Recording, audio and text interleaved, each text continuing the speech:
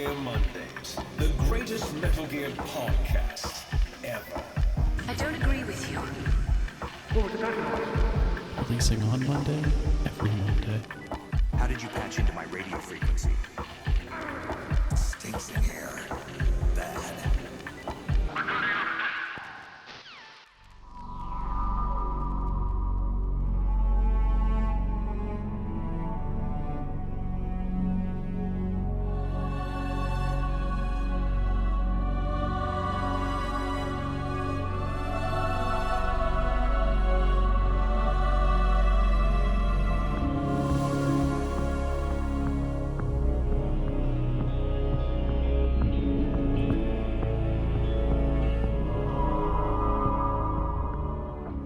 Ladies, gearsmen, babies, and gentle thems, welcome to Metal Gear Mondays. It's a podcast about Metal Gear, as it was always meant to be, as many of you are rediscovering, apparently.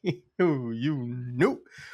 I am your host for this week, Liliana Wright, and I'm joined by Sleepy Dad, Alessia Summerfield. I thought, is this not Silk Song Saturdays? I'm on the wrong show. Also, I'm fucking exhausted, you guys. Have you even gotten into the store to get Silk Song is the question, because there's a lot of shit going on. Yeah, I did eventually. I think it was like 1:15 in the afternoon. Wow. Whenever I finally got it. But I started the original Hollow Knight for the first time last night. Yeah. I don't even know when I'm going to play Silk Song, but it's for $20. Yeah, it's quite good. Can you play the sound effect for me? Alessia, one time. Of course. There. Yeah. Gotta get that shit. I joined. Sorry. I just want to quick shout out Toby of Discord fame. The Dane. Tall Toby. Yeah, the Dane with the name. Toby pushed me very hard to play this game after like years of him being like, dude, it's fucking great, you gotta play it. And I'm just like, it's overhyped, I don't want to fucking touch it. And finally caved, and I like 100%ed that game on Steam, and like texted Toby and was like, this is one of the best games I've ever played. Whoa. So shout out for his diligence. Thanks, Toby. Shout out Toby. Shout out Toby. The other voice you hear on the lines, the DJ himself, DJ Rat King. DJ Rat King in the building. James Reichmuth in the building. It's me. I'm a spy in the Cold War. Oh, surprise! We know your real name, you piece of shit. Yeah, we do. We're gonna get into that really quickly, or in a little bit. But the challenge, the gauntlet was thrown, and the gauntlet was readily answered by multiple people. So. It was kind of crazy, yeah. Very Almost immediately, actually. But yeah, we're here to continue talking about Metal Gear Solid Delta Snake Eater Part 2. We're getting into Operation Snake Eater proper today. I am the perfect person to host this week for one simple fact, and this is not the funny story that I told you, Alessia. I said I was going to talk about. Embracing. That's coming in the discussion of the gameplay. Yeah, indeed. I sure did after holding down R1 religiously.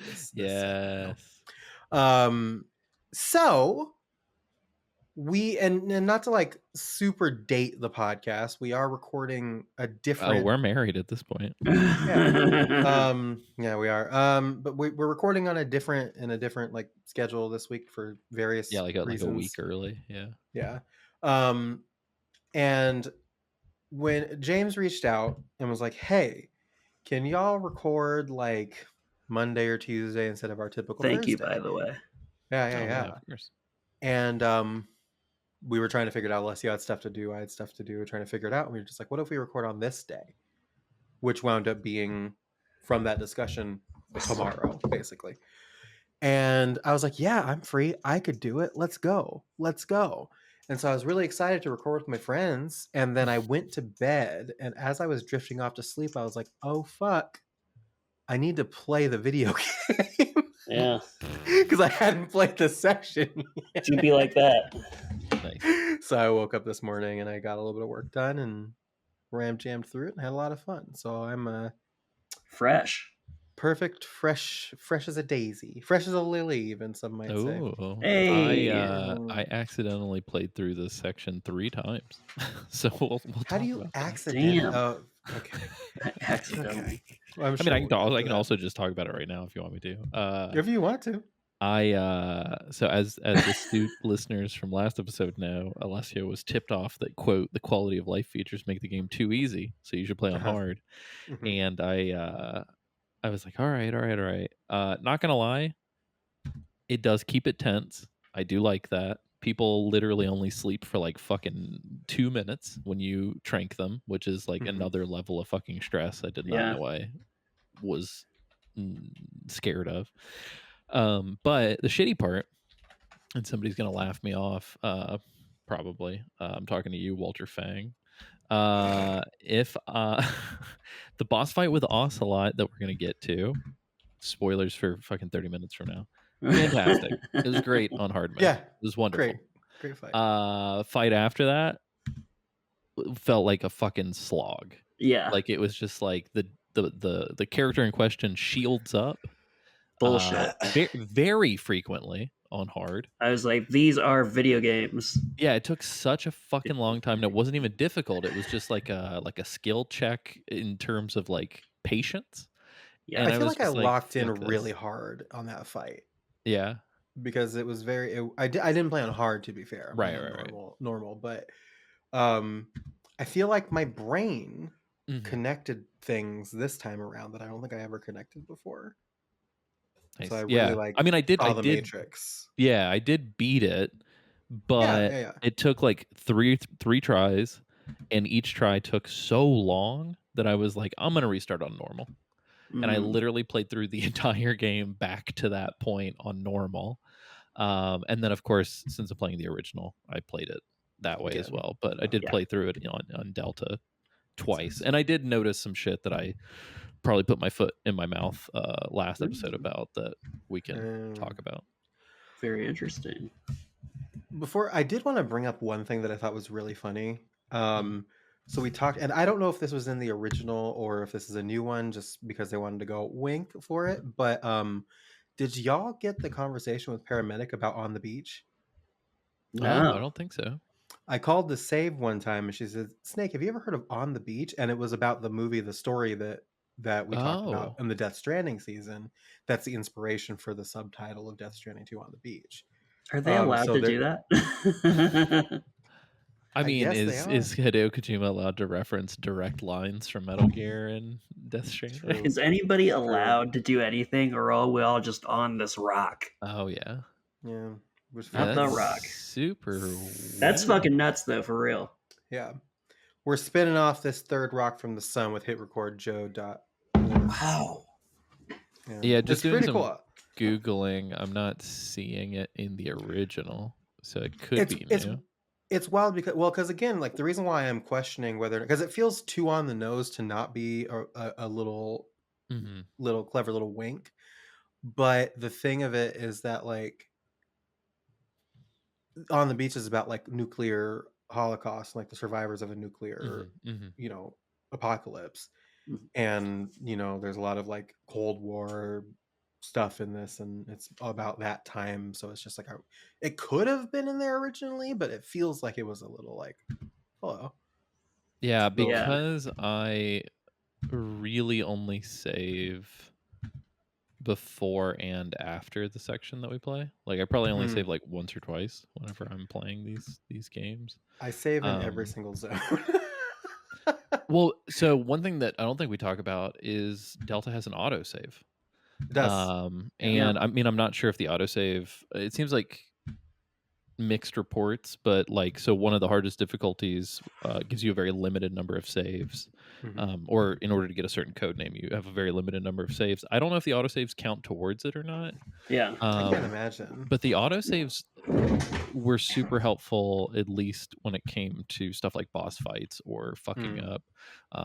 So one thing I've noticed is in Delta, if I fuck a zone up, it is so easy for me to just like kind of rewind and start it again.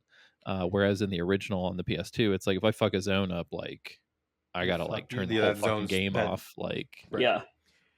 I won't spoil the section, but Nick Freda in the Discord was talking about how like there's a section towards the end of the game where hunting for the little Karopis and the Gakko figures is incredibly difficult, and having that ability to just like do a quick reload makes it way more.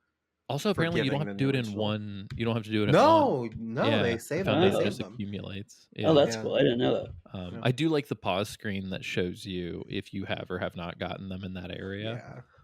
Yes. Which led to a lot of fucking backtracking. And then I was like, you know what? I don't actually care about getting all these, so let me just play the fucking game. Like, I was like, I'm like, as far as I know, I haven't missed any so far. I mean, I'm sure I'll eventually do it, but for the show purposes, I'm like, I don't have to fucking do this. Like, but that's real. Do we want? Are you cool if I super quick address just like the minor shit I noticed that I got? Well, should I guess we got a little ahead of ourselves. Should we do the rigmarole? Oh, sure. Yeah, let's do that. Let's do the rigmarole.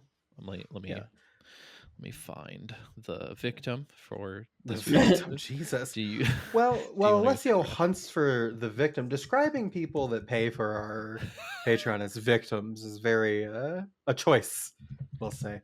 That's exactly what it's about. Patreon.com/Metal Gear Mondays. If you'd like to support the show, you can go there and support the show. For $1 a month, you get access to our Discord, which lots of chatting happening in there, lots of stuff happening. We are going to be chatting soon about ways to boost Discord funness. It's already very fun, but let's make it funner. Yeah, there's some good ideas. Hell yeah! We did get recently some new free members and some new Discord members as of like last week and this week. So thank you to those folks. Very cool. For $5 a month, you get a monthly podcast called The Patriot Club, starring us, hosts, mods, people talking about a subject. And they're really fun. They're always really fun. They're usually a lot more unhinged. If you can believe it, I'm more unhinged. Yeah. And then for $10 a month, you get video podcast, which is video. You get to watch us record this podcast. You get to watch us do the Patriot Club. You get video. This video's all the way down, quite frankly.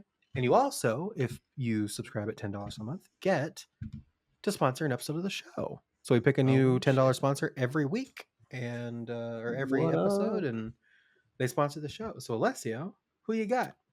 I got Reed Jordan. Thanks, Reed.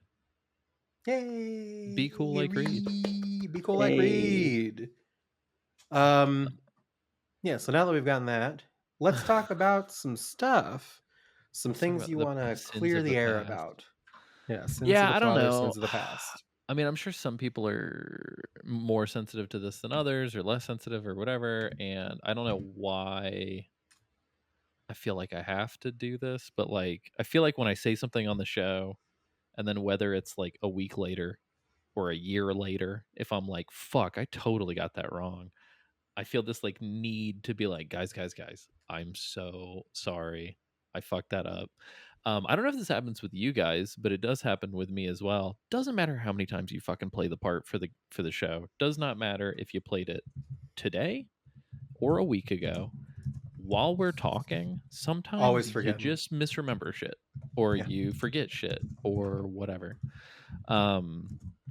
So anyway, along that note, I just have some minor shit. I swear to God, I think I'm forgetting one other one, but I just want to specify very quickly.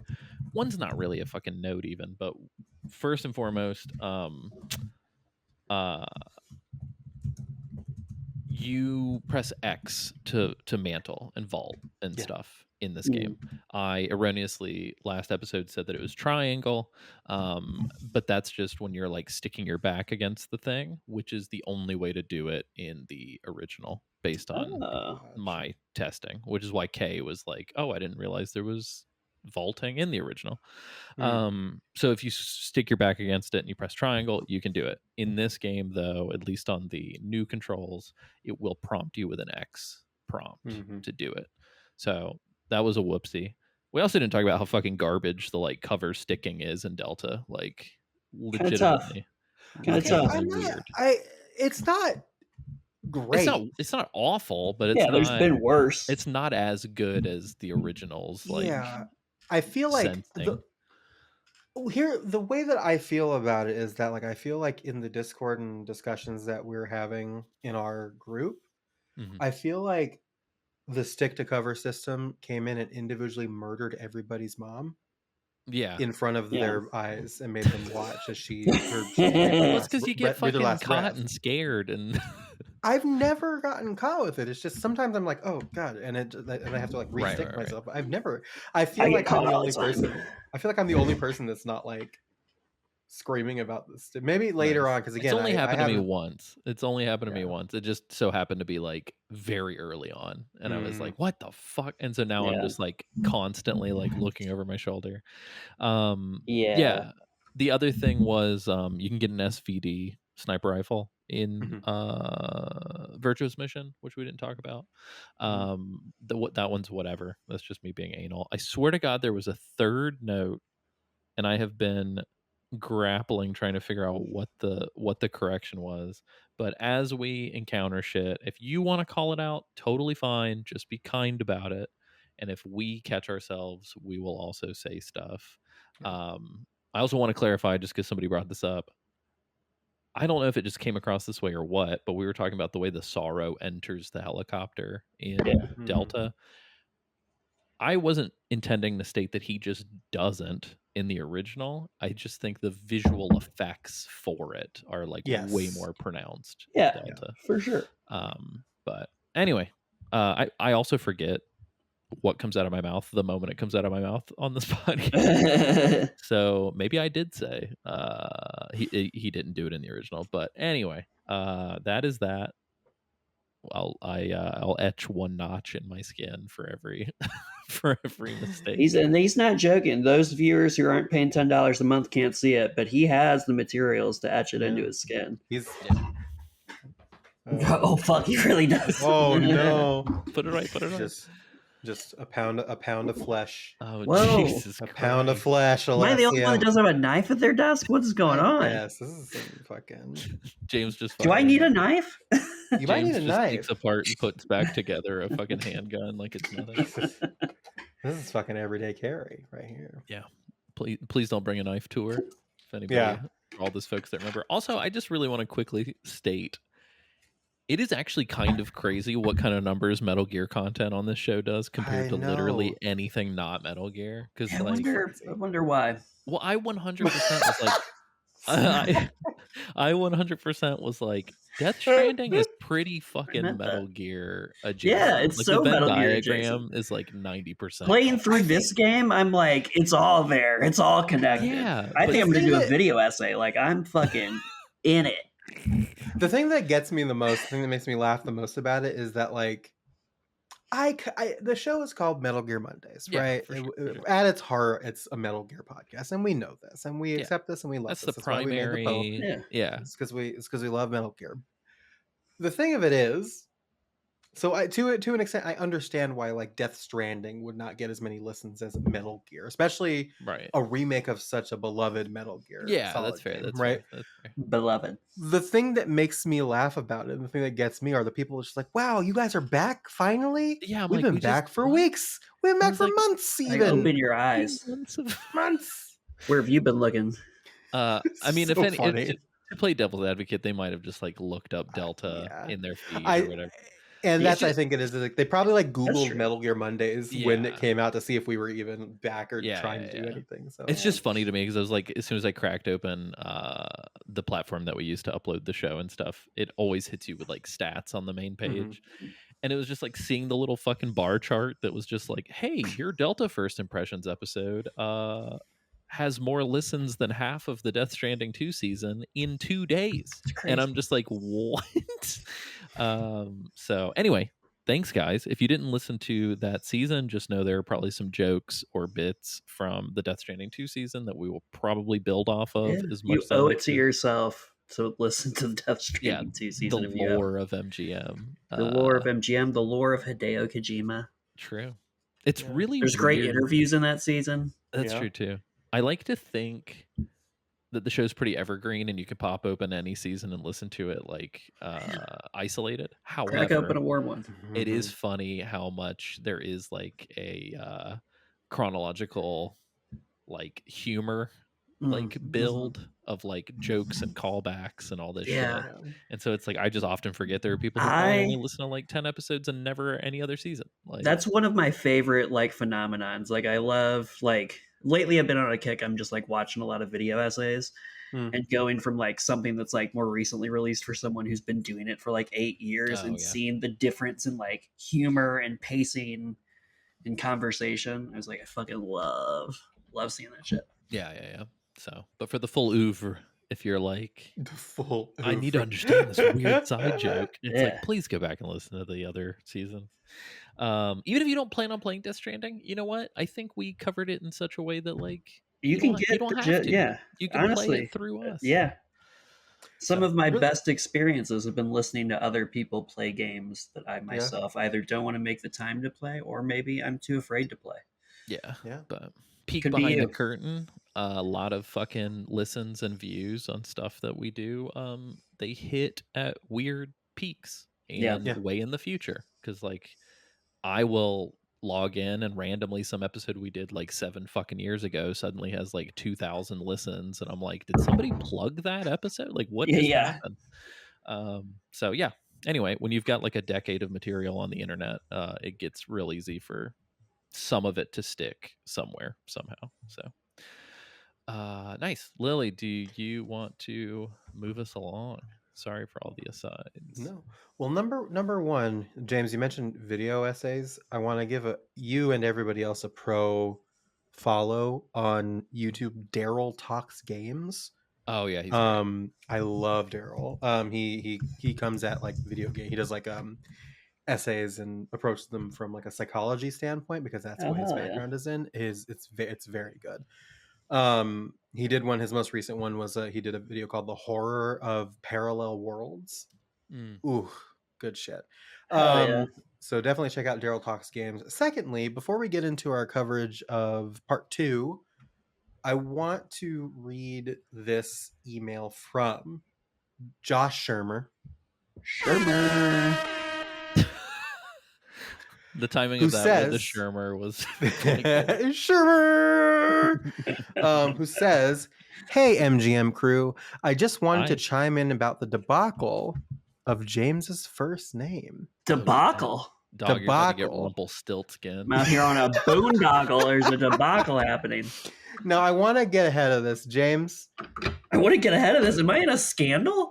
Clearly, it's very easily verifiable information. But your first name is in this email. Do you want me to self-censor it, or can I? No. My, it's not. Yeah, you can say you can say the cursed name. Oh no! Just wanted to chime in about the debacle of James's first name. As someone who regularly binges MGM, waiting for new Aw, content and enjoys that's a really good sweet. nostalgia trip. Thank you, Josh. I've listened to each episode probably at least twice. Wow. That being said, you have said James's first name on the podcast. If you reference, I love this. If you reference the MGS1 remaster season part 1, the first name of DJ Rat King is in fact Wait for it. Dustin. Whoa. Let's go. It's true. It is true. Off a classic per Alessio. How do I have this stored in my brain ready for deployment? Me no. LOL. Glad to see the show back once again and can't wait to get started on Delta. Josh Shermer, aka the one who wanted Isaac to do a live tweet. Oh Wow. I don't remember a lot about that live tweet, but I do know that Isaac wrote the words "Josh Shermer, my guy" in it, My guy. which I love deeply. I genuinely appreciate it. Whoa. I hope it doesn't come across as like irreverent in a what's the word? Irreverent in sort of like a like a negative way where it's like, oh, I don't even fucking remember that. How could you remember that? I don't mean it like that. I genuinely, truly appreciate it when people like remember tidbits like this and like Love it. deploy it. It's wonderful. If it makes me feel warm inside, I It's really appreciate impressive. Yeah, no, it's very really cool. The psychology of that, again, to go back to psychology, the psychology of that's really weird because like we do this podcast and like you would think that we would remember that stuff, but I flush information about us doing this show out of my brain almost instantaneously. Yeah, it's actually kind of crazy. Yeah. But like when I think about a podcast that I've been listening to for a very long time, so let's For talk sure. My Brother and Me. Mhm. I've been listening to Know that all the podcast lore. almost since the beginning. 15 fucking years they've been doing that podcast. And I can just parrot jokes and bits and Yep. things from like the most obscure episode 43 that you've ever thought of in your life. Right. And I bet you they don't remember shit from shit. Like I'm sure they remember the classics. I remember the classics. Like I remember like the Dare's Minds Dare, and I remember like the fucking Whopper bit and Otacon stuff like stays nasty. Otacon Stays of course. Nasty. The haikus, Like there are like or- the core memories that I remember, but just like there's just shit that people will accept to us with. Like if this was a fucking deposition, man, I'd be cooked. Yeah. You If know? we get stopped at airport security and told that we can't re-enter the country because of something we said on Metal Gear Mondays, your boy's gonna start sweating because he has no idea what that could mean. I will say too, I was foolish to challenge the audience on this because I just confirmed via the Dragonhide Metal Gear Mondays interactive database. We say Dustin a total of 46 times on this podcast. Jesus. Well, and Throughout the years. that's also assuming that like the transcript caught it the correct spelling. That's right. You know what I mean? So there could be like a Justin in there. There could be a Destin. There's quite a few that are references to Dustin Diamond. I can see. Oh, so. Wait. That database welcome is to a fucking hoot and a holler. Does it still work where if you click it that it takes you to that episode? Yeah, it does. Sure. That's so fucking crazy. Does it take you to that part of the episode if you click? Yes, it does. Sure Matt, you sick. It's fuck. pretty fucking cool. Yeah, that's crazy. You I owe Matt Matt. like I think I owe Matt like the last 10 episode transcripts, so I got to get Mm. on that at some point. Matt, you sick sink having son of a bitch. Yeah. Shout out to Matt. Matt's been fun. We've been working on a project together, and he's Wow. been great. So. Okay, something else I just learned. We have mentioned Dustin Diamond pretty much every year in every season, including the Death Stranding season 1 season, like as recently as that.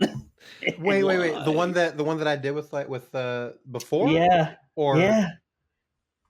Why is Dustin Diamond? Do we need to get him on the show just to like clear he him out of may- our 94 results for Dustin Diamond. isn't Dustin Diamond kind of problematic these days? I remember there being like a Oh, scandal. I don't think we're regarding talking. I don't think Dustin we're talking Diamond. about him in a positive. No, I we're can't not. imagine I'm this- pretty sure he's dead. Is he? Wait. Yeah, he died in 2021. Hold on. How are there 47 instances of Dustin, but 98 instances of Dustin? Well, it looks Diamond? like it's also pulling in just the word diamond, so a lot of diamond dogs talk, Got it. a lot of diamond daddies talk. Dustin Diamond Dogs, baby. Let's Let's go. just assume that what James Dustin is saying Diamond is true. But My yeah, that childhood's database is dog's great. name was Diamond. Holy shit. James is fucking having a memento moment. It's all connected. All connected. I think let me triple check, but I think the database is in the show notes for every single episode. It Oh, is, God. yeah. So if you guys are Also- listening to this on a RSS feed reader that allows for hyperlinks, just click on it in there. If you don't have a way to do that, go to search.metalgearmondays.com and give it a second, and then it will let you type anything in and proceed to give you the fucking episode and everything. So So cool. Mhm. Matt, I would be lying if I didn't personally use that tool to find something myself. So thank you so much. You mentioned you're working on a project with Matt, and periodically like I'll go into the Zencaster folder to pull down files for a different thing, Mhm. and I'll see conversation with Matt, and I'm just I wonder what those guys are working on. But That was just a thing for the that was for his PS3 thing because and you'll get a kick out of this. We had a classic face off a la Geek Times, like difference of Whoa, like opinion the things debate or thing that whatever. we did. Didn't you and Yes. who did you and I Aaron think it's did me one of and those? I Aaron. think. Yeah. But I don't know if it's been uploaded or not. Sorry, Matt. My brain has been fucking pancake batter. But it was about trophies. Matt was Oh, like, I love trophies, and Alessio isn't Alessia fucking hates necessarily a fan. trophies. I've gotten softer to them in my age. You But certainly have. when they first My came But out, I remember. yeah, when they first came out, I was like, I don't need a fucking Boy Scout merit badge to play my games. But yeah, so that's what we were talking about. So which is funny because I don't know if you guys know this or not. MGS4 did not release with trophies. No? They got patched Had to in do a after the fact. Whoa. update later. Yeah, because it came out before trophies were a thing. It's a good Yeah. fun fact. I did not know that. Can you believe it that we remember the before times before there were trophies? There are God. people who've probably been born since who have never had no trophy video Oh, games. that hurts. If that's you, please write in and tell us why your parents are letting you Because listen. what year did Metal Gear Solid 4 come out in 2008, right? Let me check. I think that the problem is we have to get Metal 2008, yeah. Gear to the young children. I think the Children young yearn for the children gears. need the children yearn for the gears is right. We Much gotta like Wu-Tang, Metal Gear's for the children. we're gonna get the podcast on Roblox and then Oh, nice. it's over. Yeah. Also, there's a Metal Gear wiki. I can't remember which one, but there's an entry for Metal Gear Mondays that is incredibly thorough, but has not been Yeah. updated in quite some time. So if No. somebody wants to do that, I feel weird doing it myself. Yeah. But if you feel like it, There is insert some bullshit. Nobody will fact check it. the oldest person that is alive that has existed, has never known a world where PlayStation trophies did not exist, is 17. Whoa.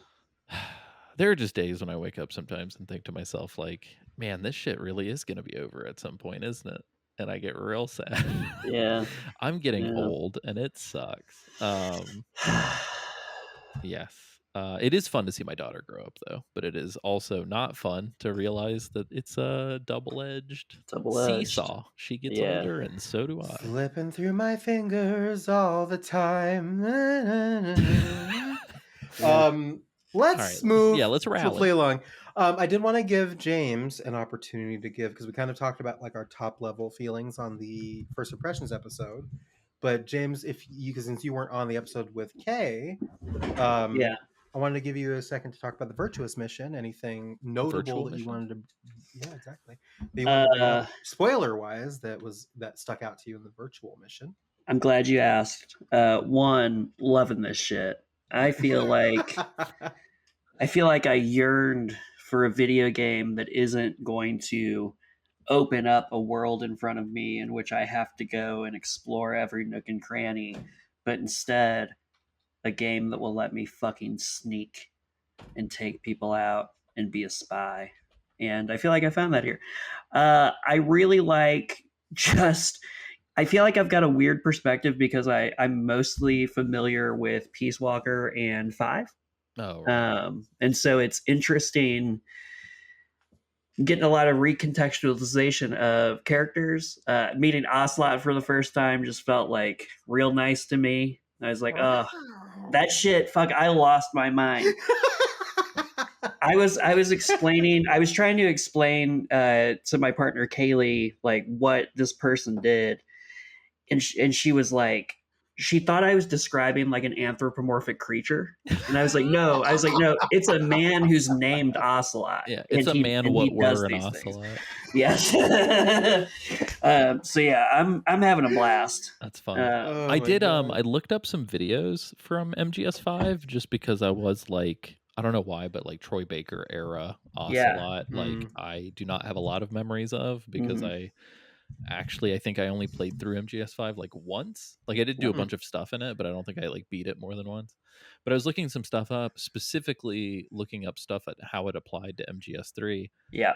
Did you know there's just like a section in 5 where Ocelot is talking to a soldier on Mother Base, and he like fucks something up and he like corrects him and gives him like tips or whatever. But he literally redoes the entire Naked Yeah. Snake, like Yeah. talking shit about his gun and the recoil and the markings, Having like, no, word he for reads it word. verbatim. Yeah. and what's that's rad. crazy is Venom Snake is present and does not react in Right. any way. At all. Like Ocelot even walks by him and does the hands.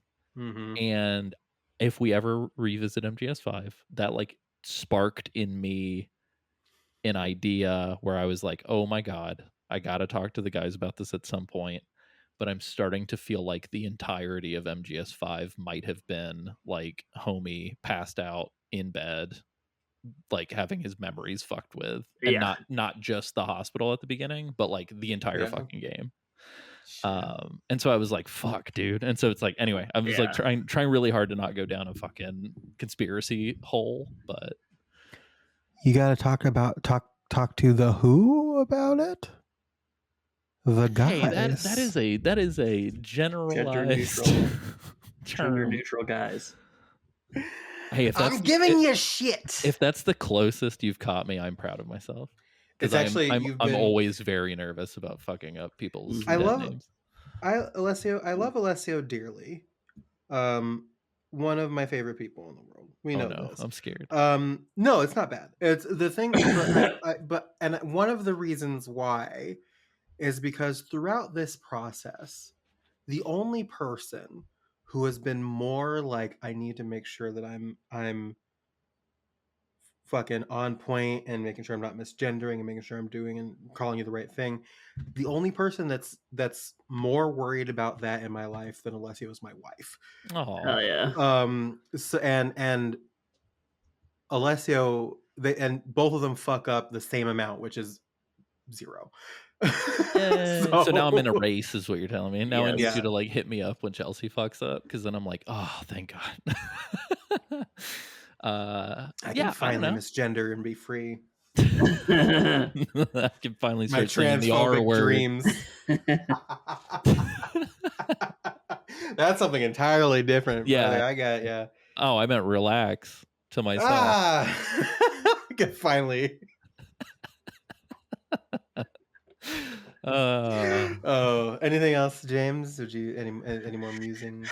No, I think most of my thoughts started coalescing like with what we're about to get into. But I will say, like, I definitely am paying close attention. There's just like something that's like sticking in my mind about Otacon? the He stays nasty. He stays nasty. Just The stay casting of Troy Baker as Ocelot in 5, and then the character of Higgs as Higgs's backstory is presented in Death Stranding 1. I'm just like I'm seeing Oh shit. some connections. So like, Some I don't know. shit. I'm excited to meet more people. Also, I will say, I'm loving just anytime David Hayter speaks. Yeah, Like, he's the so fucking fun. voice is in the inflection. Like when he's is it Virtuous Mission, or is it right when we get into this when he's like talking through the gun? Oh, it's this. It's the Operation. Okay, Cease. yeah. So yeah, we'll get into it, but it's just like the fucking delivery of this dude's lines are so on It goes point. pure hyperfixation. Oh, man. the reload speed is so thrilling. Well, in Right Away too, like I feel like, with the exception of like some great games recently, like Expedition 33, like I feel like games aren't scored as well as this game is scored. You know what game so far has been scored really well? Silk Song. You know what? I gotta check Fantasy Critic and see if you've gotten your points for that yet. Oh yeah, I was thinking about that today, by the way, because I remember I put that on my fucking fantasy draft, and everyone was like, "LOL, that's never coming out." Yeah, it got counterpicked, which is great for. Yeah. You have not got any points for it yet, but I don't know if any reviews have even posted because they didn't. I don't think so. Yeah, they didn't send it out. But no, 100%. Also, the original Hollow Knight soundtrack is like fucking top 5. Yeah, that's a good soundtrack. But once again, choosing I Am Jesus Christ, crossing our fingers. Oh, every year I pick it. Every year. No, that's sick. I will say this. It does, and I'm sure people have heard this a million fucking times, but sorry to bring 5 up all the time, but it is part of the reason why I kind of think It does make sense if all of 5 is kind of a fucked up, weird brain Yeah. nightmare for whoever Venom is. Mhm. Spoil, but like Yeah. because if that's the case, then it makes sense that David's not the voice for Right. like the entire Yeah. fucking game. Yeah. I And I don't know. I It's still just have so so many tricky. thoughts about that and like how they probably should have and could have No, effectively used David 100%. in 5. Yeah, Yeah. just at the very fucking end, do like a mic drop Yeah. moment. Right. Yeah. Yeah. 100%. The reason why it's been top of mind is because Hideo Kojima fucking I'm just gonna say tweet as like a general Yeah. internet post, but fucking retweeted like an article with the headline that was like Metal Gear Solid 5 unfinished masterpiece, blah blah blah blah blah. And because he retweeted it and didn't say anything, everybody's Yeah. like, oh, he retweeted unfinished. So he's like confirming that it wasn't intended to be that way. It was unfinished. So now all of a sudden it's like, also it dawned on me, by the way, it's very funny. Snatcher only had 2 acts when it came out. And then the third Ah. act was added after Kojima stopped working on the game. Oh, interesting. And so I'm like, what is up with this motherfucker in 2 acts with a third act as like a Yeah. post? But anyway, maybe we'll remaster 5 at some point, but it's just Yeah. interesting to me that like this conversation keeps being reopened like every couple of years as to like, is it done? Is it not done? What Right. was the intention? Why is this so weird? Is it part of the narrative? Like, anywho, It's fascinating. how do you guys feel about? So we did talk about this a little bit last episode, but there are people who are listening to this who are diehard longtime fans. Per an email that we got that we can't actually fucking read. But there are people who are like diehard fans who probably want to hear us talk about how it all ties in together because this is the first time we're talking about 3 since we've covered like every Yeah. game in the fucking franchise. True. How do you guys feel about future spoilers? Like, do we talk about how this shit ties into other games Yeah. or do we try to keep it contained? It's interesting. I feel like there's options and layers to it. It's like we can inject it in. I feel like honestly we could do a whole season on just the lore of Metal Gear yeah, for Solid. sure. You know what I mean? Like Maybe we just put up like a quick, yeah. hey guys, if you haven't played past a certain point, I'm about to say some shit. Yeah, totally. Skip ahead. Yeah. But, Yeah, that could be a thing. I wonder too, my hope for volume 2 of the Master Collection or whatever, Metal Gear, whatever. I love the idea of there never being a volume 2. Like, they just call it Yeah. volume 1 for no fucking reason. But my hope for volume 2, if it does in fact exist in whatever timeline we exist in, much like everybody else's hope, is that Metal Gear Solid 4 is on it, giving us a modern way to play it with having to haul out our PS3s. Yeah, that'd be great. That being said, what I hope for in addition is that fucking database that it shipped with. Oh yeah, the interactive. That fucking Metal Gear database that has like all of the timeline shit. I would love to have that updated with right. That'd be stuff that sick. came out after 4. I would love that. That would The be end very credits cool. for Delta is going to be an interesting beast for people who haven't played any of the games because like and good on Chad for not playing ahead of MGS2. Post credits, it does like a timeline of the series and it just like spoils everything. Yeah. Like it's wild. Interesting. Some super cool tieback shit to even MGS1. Yeah. Which I is like that. awesome. Like I fucking love it. But if you're like, if this is your first Metal Gear, it's like shit that we waited like 12 years to find out about. Just like, oh yeah, that's crazy. Yeah, maybe not 12 years. I guess I'm bad at math. 8 years. Shit 8, that at the time we waited 8 years to find out about. Like, it's still a long fucking time. I think there's even shit that there are bombs that get dropped in that credit timeline that never even get talked about. Yeah, anywhere other than that timeline. That's crazy. It really is. Like, I appreciate the writing so much more now than I did like even back when I was playing 5, and I feel like 5 is a weird one for the writing because it's just not super really weird for the writing. Way. Well, and I don't know. I totally get like I feel like it's like good fucking spy action movie caliber writing. Like, yeah, it's 5 is such a weird beast to me because it's like it's so dense, but it's so like empty at the same time. It's very it's very weird feeling. There's a lot of words with not a lot of meaning. And then sometimes you sit on the back of a fucking truck with a guy whose face looks like a skull and nothing happens. Oh my Yeah, god, exactly. God, that what a scene's so fucking his fucking whole long. death scene too has been something I've been thinking about a lot, and I actually rewatched it several times where I'm just like, what the fuck is happening here? Yeah. So I will say this isn't really a spoiler because it's established pretty early on. Yeah. When last season we were making fun of the fact that it's like sneaking mission, US can't be involved, don't leave any trace, and meanwhile here's Snake being like, I'm gonna leave a whole fucking airplane, I'm gonna leave some parachutes, there are bullet casings everywhere. Mm-hmm. Skullface from MGS5, his whole reason of existing in the franchise is that him and his squad were the cleanup crew that snuck in after Naked Snake to like Yeah. hide his shit. Make sure, because he So was a fucking technically- moron. Yeah, so technically there is a lore reason why. Oh yeah, I forgot. Yeah. I forgot that that's the thing. Yeah, it's kind of goofy. Oh, that is so goofy. But it's also weird too But because it's- like Fox as a unit didn't really have a lot of resources at this point in history, so it's kind Right. of a silly retcon. It's such a funny thing to address too. It's like, yeah, I guess we did leave a lot of fucking shit in that jungle. Yeah, let's rewrite it 15 years later. Like, And then some bad shit happened to him, I guess. yeah, for sure. But do we want to finally get into it?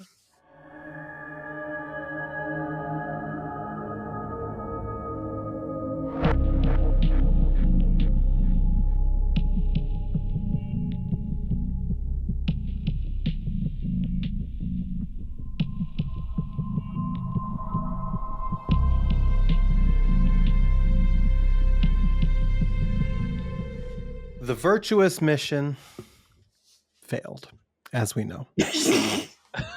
We discussed this. And President Johnson is on the phone. This With phone call Nikita- conversation is fucking amazing. So by the way. funny. I Whoever love they- Lyndon B. Johnson's Dude, voice. whoever fucking wrote the president. Yes. and I was like, directed is the that what he fucking- sounded like? I honestly don't know, but it is in my head. I've never heard Lyndon B. Johnson in my entire life. Yeah. It made me realize I hadn't either, but when I read that name, I don't think of that He voice. sounds like the dude No. from the War Room in Doctor Strangelove, like the Yeah. Yeah. Oh, yeah, dude, yeah. I can't remember the guy's name, but it's so funny to me that they're like, we have. I'm not even gonna attempt the accent for the Russian, but like they're like, did your guys do this fucked up thing? And he's like, nah, man, wasn't me. Like, it's so good. I'm looking. I appreciate like the like magical realism around United States history here Yeah, yeah. that we're yeah. kind of getting. Like, just very funny that like, yeah, these two leaders talk to each other, and they're like, Yeah. all right, I'm gonna send my special boy in, Yeah, yeah, yeah. and he's gonna take care of it. This conversation Yeah. would be so fucking different if it was 2025 version. Oh, yeah. Oh my god. It's just like I don't want to get into the if thens, but it's just so silly to think about. Yeah. So Lyndon B. Johnson's from Stonewall, Texas, a very different Oh, kind of shit. Stonewall. Uh-oh. shit. So maybe he does sound like Maybe he does. Maybe. We nailed it. So yeah, I'm waiting on a history buff to fucking pour some Johnsons please. on me. Ooh. So the Soviet premier Nikita Khrushchev has called Lyndon B. Johnson, the American president, on a special little hamburger phone that only secret best friends can call, and they're like going back and forth, like wink, wink, like ooh, we're gonna fight. Mhm. Talking about like the incident that happened at the end of the Virtuous mission, where the boss blew up where Volgan blew up the thing with the Davy Crockett. The negotiations are Um, actually pretty legit too. It's like, Yeah. hey, Yeah. you guys, you should do this, and they're like, I don't know, I guess we could, and then it's like, well, if you don't, we're literally going to start World War III, and it's like, Yep. fuck, all right, like, Yeah. But basically, it's like Johnson's just like, it was the boss and it was Vulcan, and Khrushchev's like, okay, well, I need you to prove that. I need you to take care of this shit that's going on. Otherwise, bad things gonna happen, and I won't be able to stop what's coming. Mhm. So that's a thing. Zero visits Snake in the so ICU. Major Tom changed Yes. his Yeah. name. So Yes. So he's not Major Tom anymore. He's Major Zero. And he changed his name to his original name that Snake knew him by because he realized that he picked the wrong name. Yeah, it was like a bad luck choice. Yes. Yeah. So there were what was it? It was the It was the Great concentration Escape, camps. right? The Yeah, Great the Escape Great Escape. tunnels, yeah. It's a reference to that movie. Three different tunnels that they escaped from. It was a Tom, Dick, and Harry. Mhm. And he thought that Tom was the safe one because they got the other two, and he thought that Tom was the safe one, so he named himself Major Tom, but he was wrong. It was a different one. And so he was just like, it's bad luck. I'm changing my name back to Zero.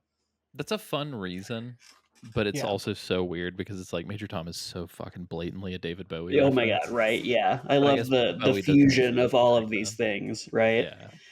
Yeah. I'm just reminded of that fucking Venture Brothers episode where like the whole first 15 yeah. minutes are just fucking David Bowie lyrics. Like, Yes, so good. I didn't realize that this. So he visits Snake in the ICU after recovering from the fuck shit that happened to him It's like poetry. on the Virtuous mission. mhm. Yeah, it rhymes. He was a week. Snake should look like Skullface, by the way, because he was so close to that fucking nuclear blast. Oh my god, right? He should look like He a had, hot dog like, man. All of his bones are basically broken. Got thrown off a bridge, Yeah. landed in the water, basically drowned. Got fucking Got nuked. irradiated, and he was in there for a week before How he does went semen back. produce The these best fucking snake healthcare. boys?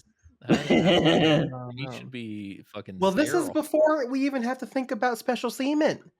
This is just a guy. It's true. True. And I will say too, with the benefit of like nostalgia, I really did think that Snake was more of a badass more Yeah. of the time. And sure, he recovers really quick. This guy's a fucking moron. Yeah. Yeah. Almost immediately is proven to be a bumbling. fucking moron. Yeah. Yeah. Basically, so Zero's like, hey, you got to go back. You have to take care of the boss. Basically, you have to go in and you have to fucking do this, and you have to go. You gotta kill your fucking mother, daughter, sister, wife. Yep. You have to go in. You have to meet your contact. Your contact Adam. And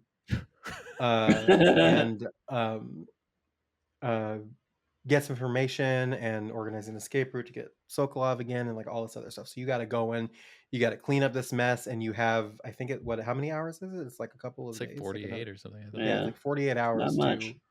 basically stop World War III from happening. Which is interesting. I mean, I'm going to keep my eyes more peeled for this, but it's interesting because I do believe that they do keep to that schedule. Because like there are cutscenes where like Snake falls asleep, and like I think it all happens within that time span. So yeah, I don't know. It's very interesting. It's also funny to me too that they're like, you need to kill the boss and eradicate any evidence of this shit happening, but bring Sokolov back. And it's like, I feel like at that point the US government would just be like, kill everybody. Like all parties need to die. Right. Like 100%.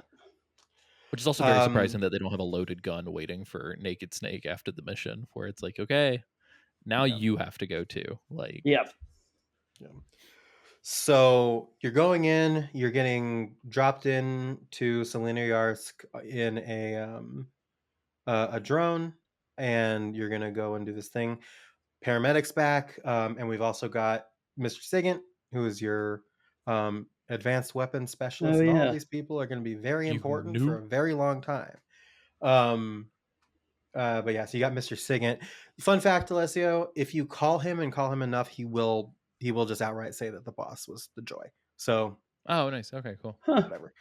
So you find that out very early in the game if you are calling him. But he's an optional call. I don't think in this Yeah, part no, of the game he actually gets looped in any of the phone calls. Yeah, he's optional, but I don't even think he pops up when they introduce you to him. Like, you have to choose to call. Yeah. He's a cool guy. Just- I think he's got some of the funniest Kodak lines. Yeah, he's really good. Sigint's really good. I do love making calls on the Kodak and just like running them until they won't tell me anything new. Yeah. I'm like, how is this? You know, these characters from 2004. 5 of their lines are better than all of Dollman's lines put together. You know, like, did you say Nirvana? I guess there's an alternate reality where Delta does have like origin cutscenes for every fucking character that we meet. Like, can you imagine an alternate reality where Delta is like a very different game? Oh my god. But yeah, so you're going in, and you have to find Adam, and you have to ask Adam the password. You have Hildy. to say, "Who are the Patriots?" And the answer is "Lolly Lule Lo." I do have a bone to pick with this specifically, because like I understand who are the Patriots is a totally valid thing to have be the question, because it can mean so many things. But the Lale Lule Lo thing is very specific to the future events in the series. Yeah. And is very specific to a certain type of technologies, very specific to a certain, like, I don't know, obviously it's a throwback. Yeah, And it's like it's a meant cheeky, to be like, ooh. yeah, it's like a cheeky reference, but at least most of the other references make sense in universe. This one Right. feels the most like out of place. Yeah. I feel especially considering that the Lulelo thing is like a rare ru re ro like Japaneseism kind of a thing, and so it's like, I don't know, it's the whole thing's kind of weird, but I did smirk whenever he said it. Yeah. And then you're off to the races. You land, and it's nighttime, and everything's very blue, even bluer than normal. Not for me, baby. You changed into the piss filter. All orange all the way. It is not that much of a piss filter. It's just like a little greener and like darker. I know. I just like calling it the piss filter. I wish there was a Breaking Bad filter option. Oh my god. Oh, you forgot about our first nudie poster. Oh yeah, while you're in the drone. Yeah, while you're in the drone, I saw that. R1, you can look up, and he just has like, it caught me off guard. It's a new poster. I don't know this because I'm a perv. I know it because I just played the original. But it's like a Konami, swimsuit model poster. The kind of poster that Snake would go to in MGS2 in a locker, if you will. The kind of poster that makes you wish you spoke a little French.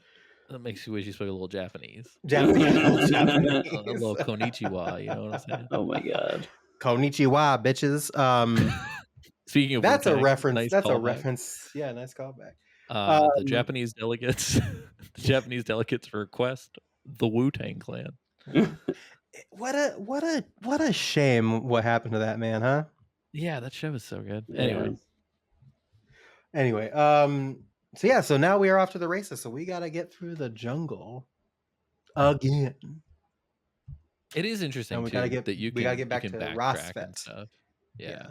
We gotta get back to Rosfet. It took me a hot fucking minute to realize that I was in the same zones as from Virtuous Mission, because it's so different in its context. Yep. Yeah. Because it's a little bit less about like, hey, you kind of have to let them know that you're here to an extent so they know that we're doing something and we're actually actioning on what they've asked us to do. So as opposed to the Virtuous Mission where it was just like, not shit, nothing. This time it's just like, okay, go a little loud. Right. It's okay to be a little loud. We need you to be a little loud, actually. Yeah. So, especially this next part. Yeah. Yeah. This next part kind of fucked me up. This go through. I don't remember having to have the issue with this the first time, because for whatever reason I thought like, oh, we go in the opposite direction, it's fine. But it's like, no, actually you do need to go where the team of people is coming from. So yeah. But the first thing that happens is that you land and you make your way through kind of the area, and then you get to Dramuchi North. We were schooled on how to pronounce the J's in the Discord. It's like which makes sense. It's almost like Spanish J's. Yeah. So the J's in the Russian places are pronounced like Y's. So so when you see Dramuchi, it's Dramuchi, I think is what the actual. So you're going through here, and as you're approaching this area, you can hear a horse kind of doing its thing, right? And so you're just like, what the fuck's a horse doing out here? And you get into a cutscene, and Snake runs into this horse. There's a white horse, saddle, everything. And this is instance number 1 of Snake being a fucking idiot. Because this man sees a horse that is clearly equipped to carry a person and says, I know what I'll do. Put the weapons away. Yeah, it's so silly. It was nice seeing the horse too, though, because it reminded me of Yeah. if you look at Oh, the God. statue as you're coming out of MGS5's opening hospital area, if you look at the statue of the horse, it's actually the boss sitting on the horse. Oh, yeah. Oh. And so Oh, it's that's right. yeah, so it's really interesting. Like when the horse pops up, it's like mostly 5, mostly Peace Walker, and then mostly 3. So this is the horse trilogy. I don't Yeah, wanna it think really about- I is. don't want to think about the horse in Peace Walker. Oh, Thank it you. was, Oh, it was yeah. very upsetting. but- Devastating. There is something very creepy about seeing a white horse just standing in a field In a dark in forest. a dark clearing. forest. Yeah. Yes. But Snake puts his shit away, and then he gets jump scared by the boss, essentially, who shows up and she's like, "Still alive, I guess," or whatever she says. She's just basically like taunts him a little bit. Her suit He looks is- good in the new engine, I will say. Yeah, it looks like some of great. the She looks outfits don't great. look great, but hers looks good.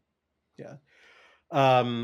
Snake gets really indignant. It's like, "Why did you defect?" And is just like really upset about everything. And she lectures him some, and then like You can really tell there's a height difference in this. Oh, yeah. In Unreal Engine, because I feel like in the PS2 game, it's like I couldn't really tell anybody was shorter or taller than anyone other Totally. than Volgan. Yep. But in this one, I'm like, oh, the boss is like just like 5'6" or some shit, Yeah. and like Snake's like 6'1" Yeah. or something. Yeah. It's like you can really see it. And I should mention too, like even in like the last episode when we did the virtuous mission, like because of that, Volgan looks fucking huge. Yeah, he looks Yeah, crazy. Like a fucking he already behemoth. looked really big in the original. He looks huge in this. yeah, Also, someone that looks fucking huge, the Pain, who we'll get Yeah. to later. I don't But know like what the it is with scale is Unreal Engine wild. 5 in particular, because it was actually one of the things that I kind of noticed with the Persona 3 remake was like just the scale feels different, looks different. And so I don't know what it is about UE5, but it's like the way it handles scale. It's more Yeah. realistic, of course. Yeah, Right. it's just like But it just it's like fucking it with looks, me. yeah, it looks very jarring sometimes. But yeah, so they get into a CQC battle. Boss disarms him, completely dismantles and tosses his gun.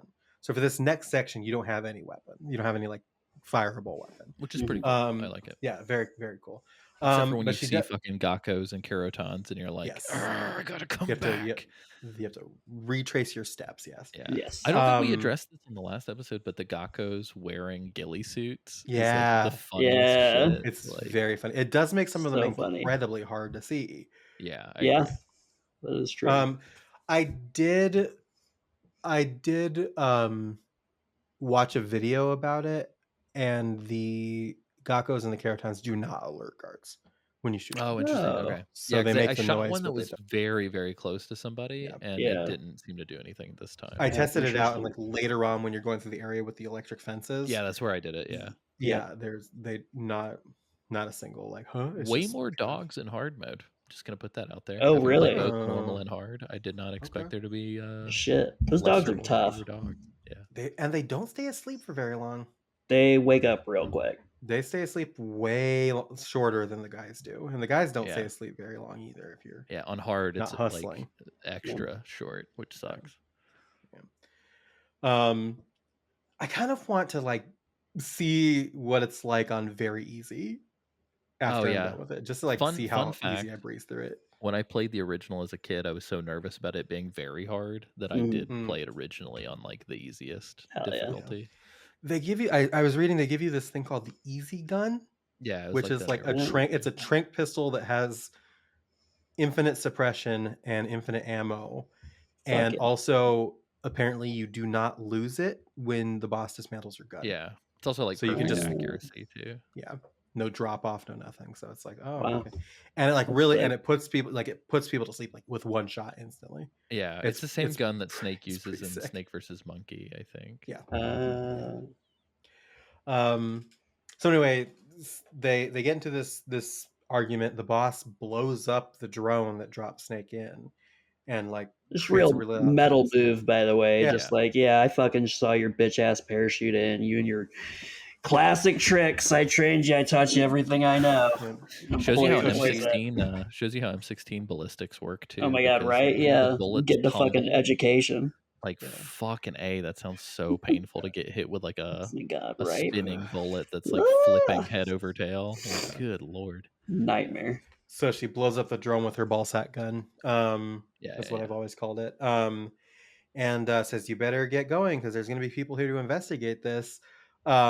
Gets on her horse and then crushes Snake's hand with the horse. Oh, I hoof. forgot about that. Pretty fucking rude. Yes.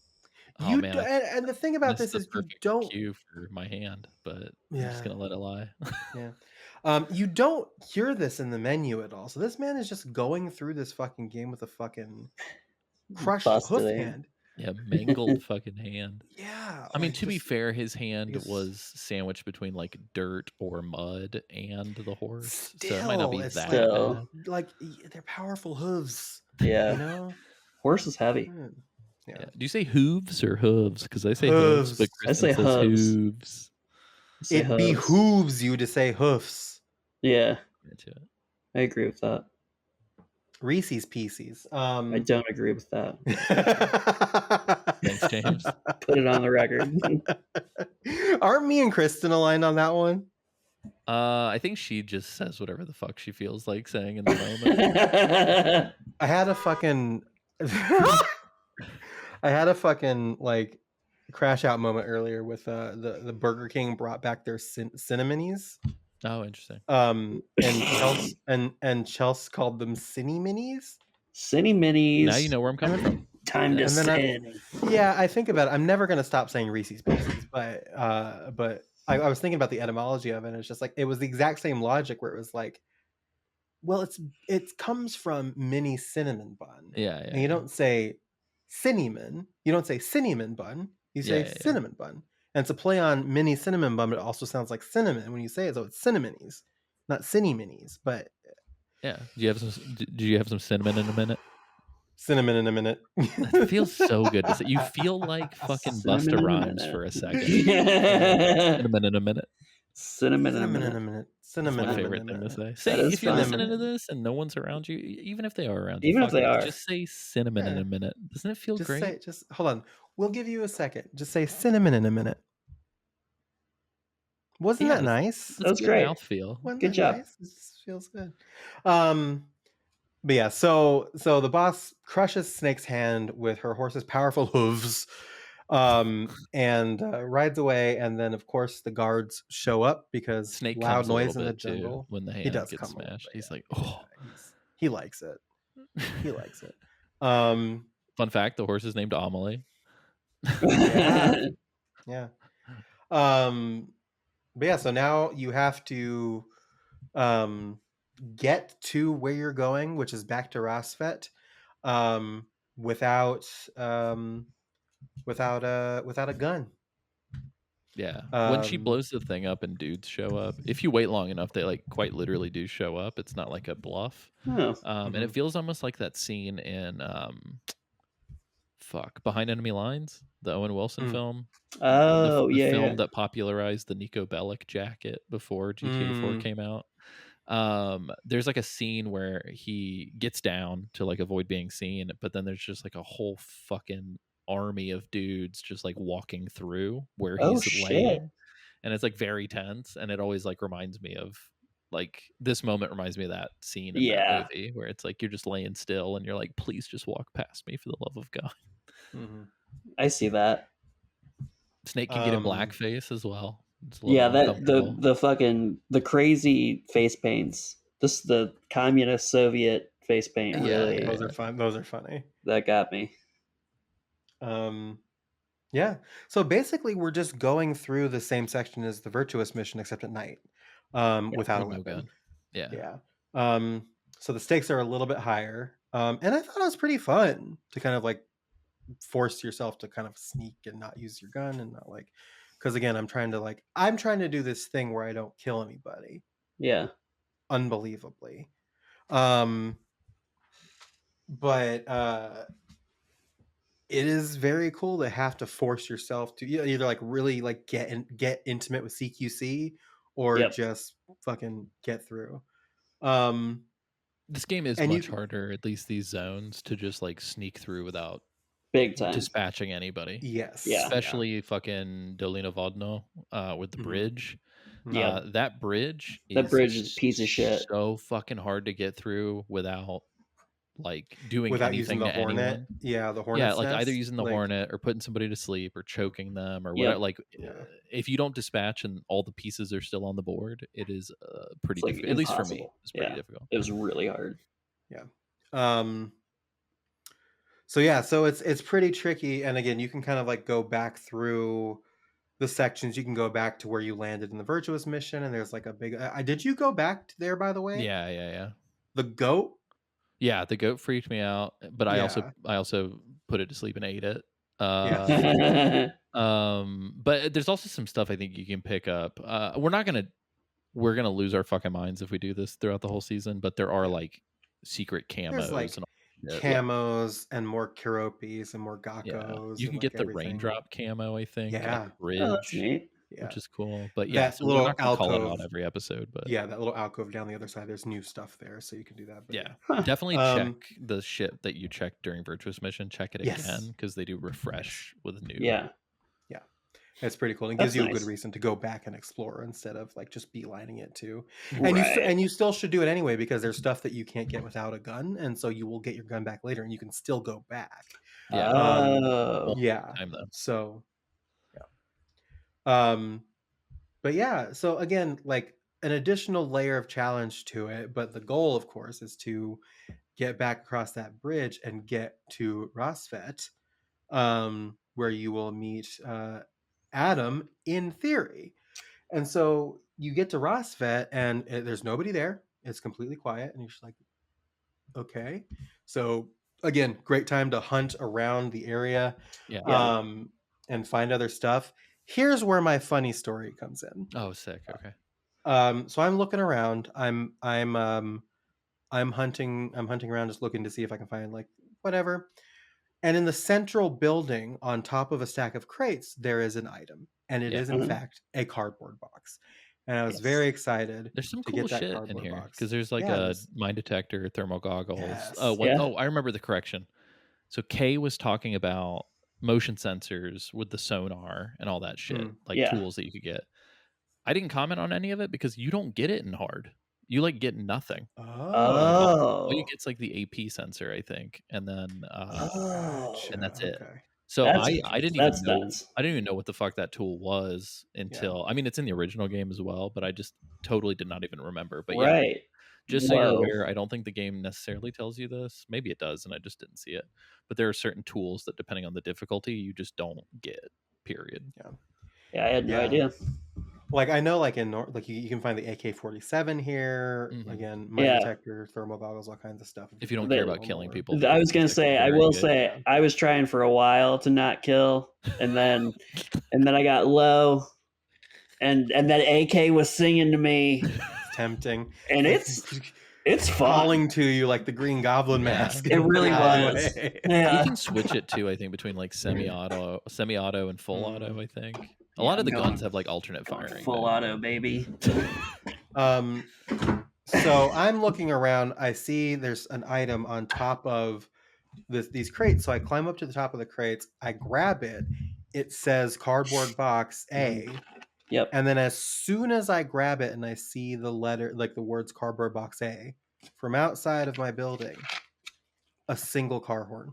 Are you fucking kidding me? I'm not kidding you at all. That is. I funny. literally, I paused it. Yeah, exactly.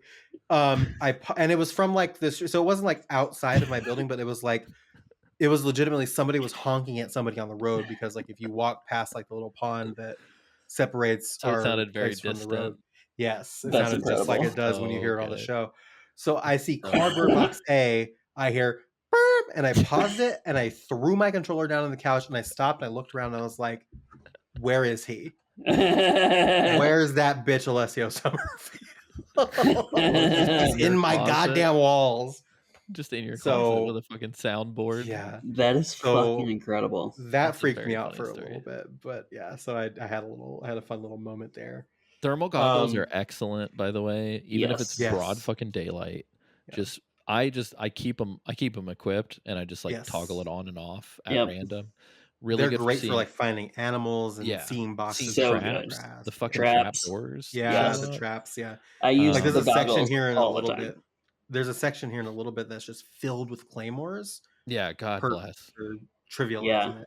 Yeah. So yeah, pro tip: just throw the thermal goggles in your Yeah. item So slot good. and just toggle it on and off when you need it. They're in the locker inside of the room where you meet Sokolov and where you meet this person we're about to talk to. Yeah, Where you yeah. talk So you have Yeah. to wait until after the cutscene, I think. Oh no, you can This- get it before. You get it before. You can get it before. trigger. You Yeah. go in. There's nothing happening, and the scene triggers when you walk out. So you can Yeah. get it before. Yeah. I'm pretty sure you can get it before, but I got it after because You can also get the sick as fuck like Punisher back the blue. Oh yeah, the, Oh the my zombie God. face paint. Yeah. Oh my I just god. want to The don't tread on me face paint. just Oh, because we no. got to check this box every fucking episode. The fucking back the blue people and like don't. We're gonna speak in generalities. If you're like Yes. a fucking cop in a small town who's actually a good human being, like fine, whatever. God, But I love when they talk about things that are not the game. the It's so I just love political podcasts. the back the blue chuds with the fucking Punisher logo on all of their shit. Yeah, it's like the fucking media literacy is at an all-time low. He kills cops. Like Yeah. that's his Kind of his thing. I don't know. Fucking kills cops. I don't know. Frank Castle kills police officers. Some Wake the mild fuck up. mild spoilers for Daredevil Born Again, but there's legitimately like there's a sub story where Kingpin is like in charge of a group of crooked cops, and they do adopt the Punisher branding. Oh my god. And he actually like confronts them, and I wish they would have gone more hardcore with it, but like he calls them fucking morons basically. Nice. Yeah. I have to their think about this face. shit every fucking day because in my neighborhood there's a guy who A drives a Cybertruck, but Oh, B no. has the Cybertruck painted a special matte black and has the Punisher logo on both sides of the car. It's like the No. ultimate fuck off wagon. That's crazy. And every time I see it, I like thumbs down or shake my why would you head or roll choose my to do eyes. that? And Kristen's like, Alessia, we're in Georgia. If you shoot a bird at that Cybertruck, there's a good chance that man might just get out and shoot you in the face. That's and I was true. like, I hate that we have to think like this. Yeah. Anyway, back to regularly scheduled programming. This Just don't be a this- fucking idiot. this part, I I struggled. I couldn't find the door to go into to trigger the next cutscene. Mhm. But I had I'm glad that I didn't, because it brought me to this moment that I would not have had.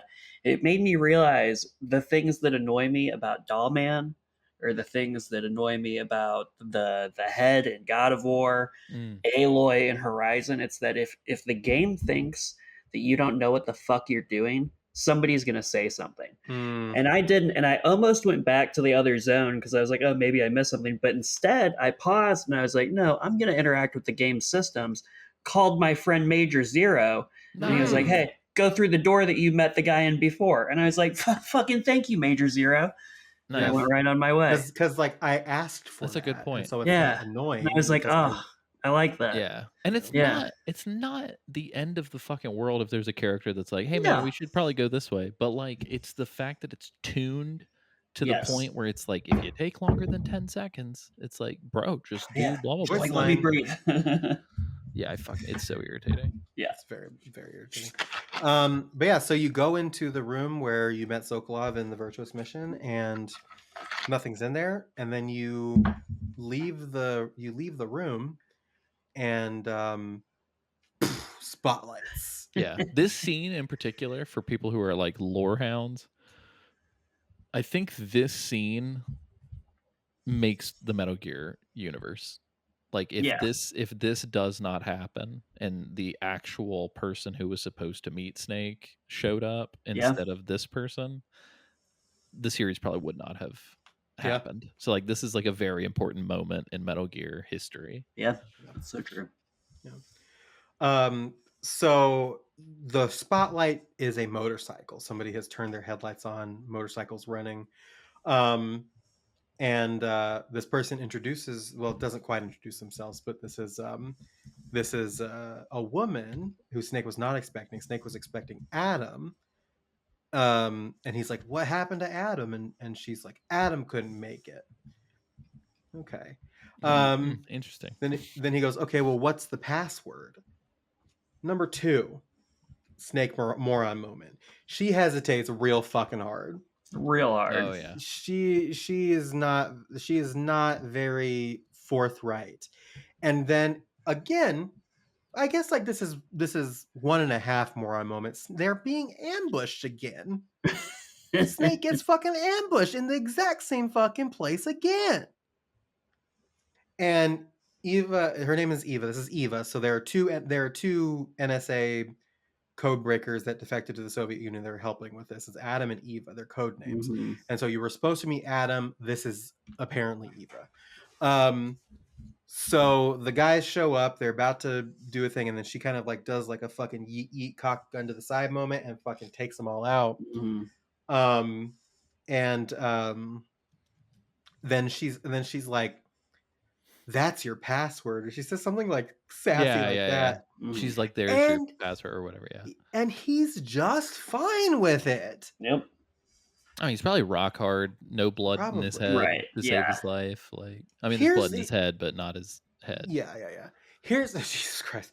Here's the thing that gets me about this too is that very clearly based on some of the conversations that happened during this next scene, the crew, Zero and paramedic and presumably Sigint are hearing the stuff that's going on during Yeah. this mission, and they're not just like, "Hey, fuckhead, don't just let her get away with that." Who is this person? Why are you Yeah. listening? Yeah, so they're just everybody's kind of just like happy to just let this random Yeah. woman who Voiced by Who we Ariel, the don't- Little Mermaid. voiced by Ariel, the little Oh. Jodie Benson. Yeah, that's Jodie Benson. Yeah, Wow. names that fucking. I know we talked about it before, but that bomb has taken 21 years to drop. Yeah, that's Essentially, crazy. She like hid her name. Yeah. Oh yeah. So- We did talk about that. That's crazy.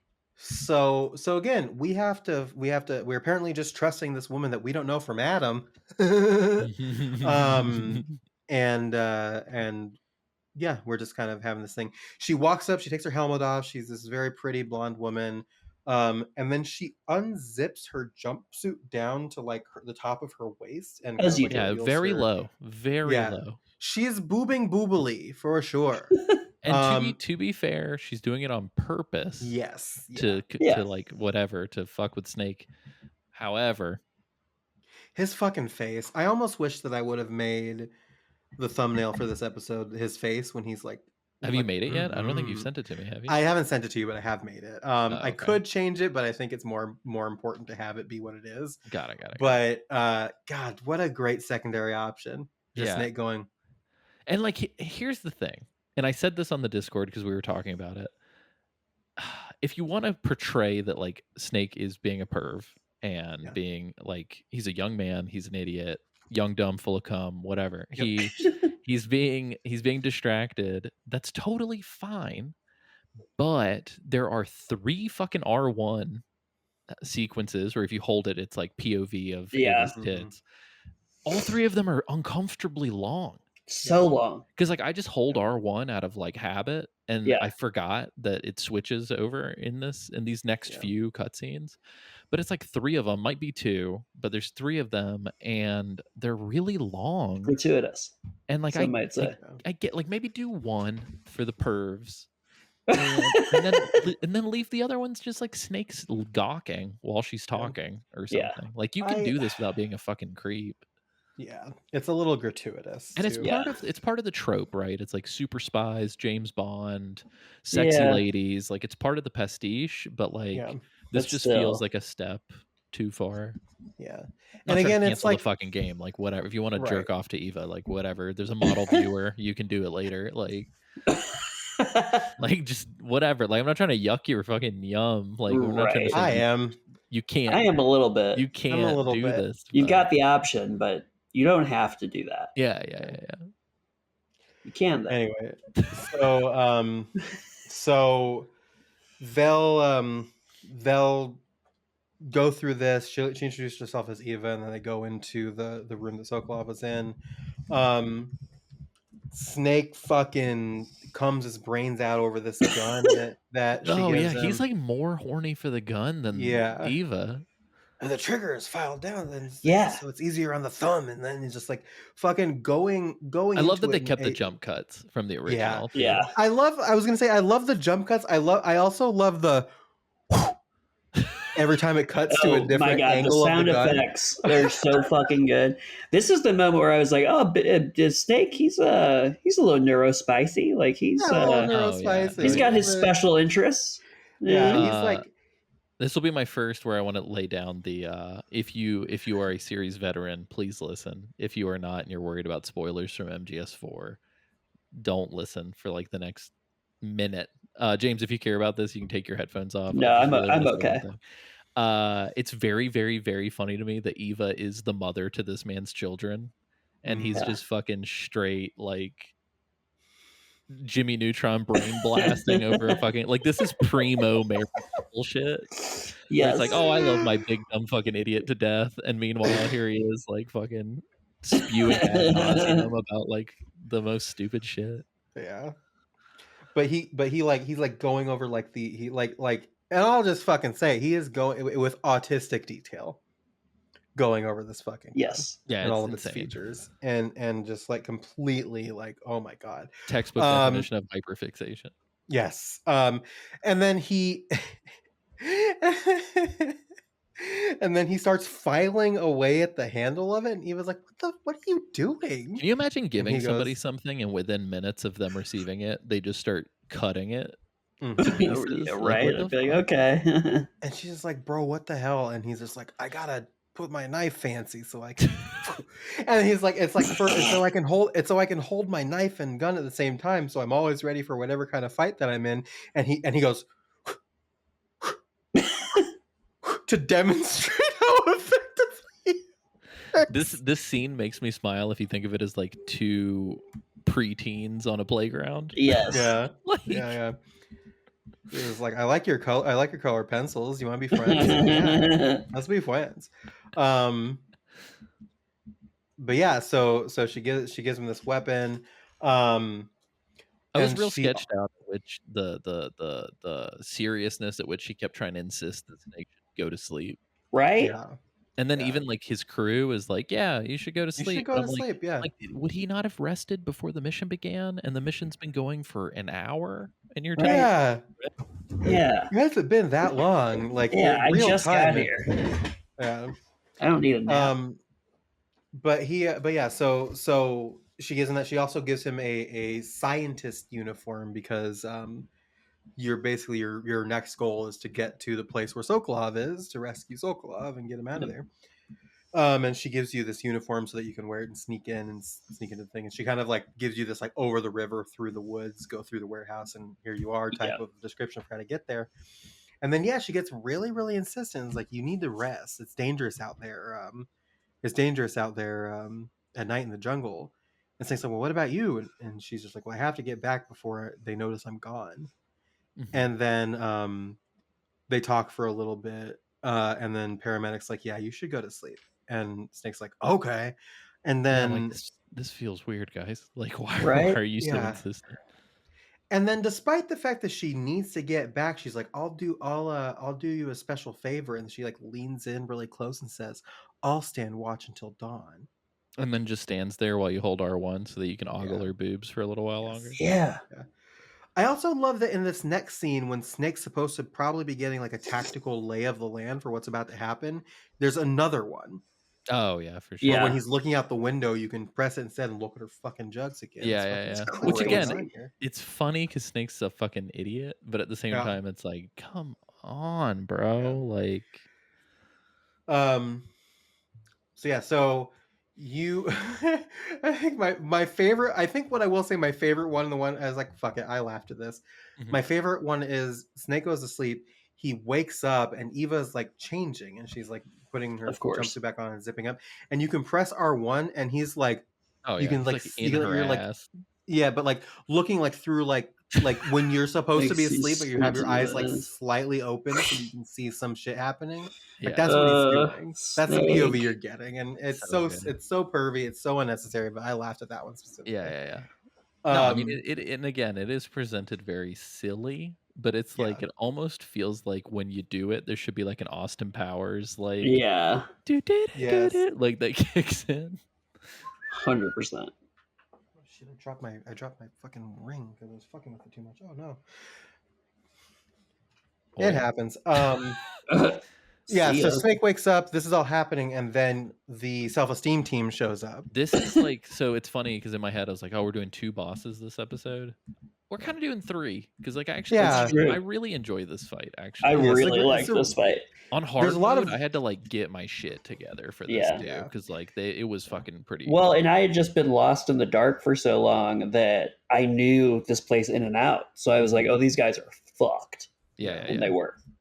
But yeah, Um, it's interesting too the way that they've got everything laid out. One thing I would say is if you are like, I don't expect somebody to be playing such few amount of the game every 2 weeks, but if you are playing and listening, definitely check your fucking loadout before you go Yeah. out there Yeah.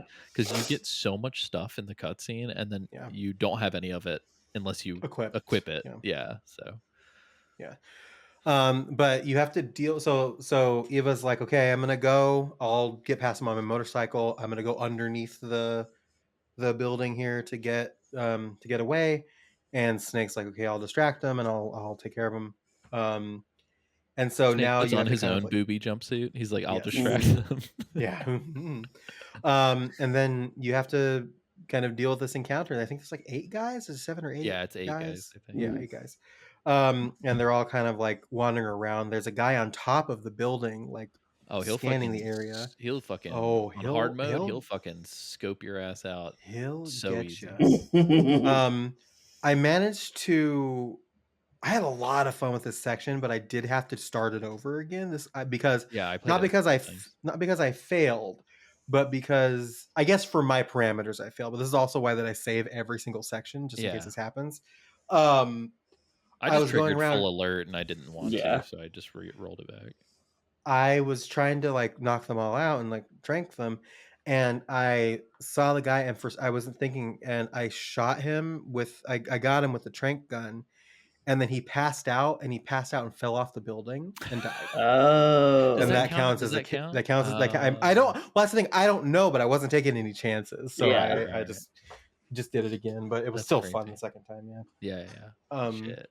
Yeah, I think had it a does blast count with it. because I had the same thing happen, and he didn't have like the knocked out icon over him. Oh, Mhm. interesting. Yeah, it Is was that- just nothing. Yeah. That was one of the moments where I was like, well, I guess I can kill a little bit.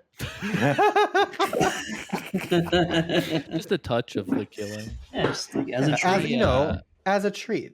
The first time that I did it, I had to restart because I knocked a couple dudes out, and then I was dealing with the blob. Right, there's like the dudes that Yeah. are just moving as a fucking unit of like, It's like 40. 3 or 4 of them in one bunch. Yeah. Yeah, so I tranked one of them, then the other one noticed, saw me, and then opened fire, and instantly his bullet hit a barrel that was next to them and just fucking killed like everybody. And I was like, they're dead. I gotta restart.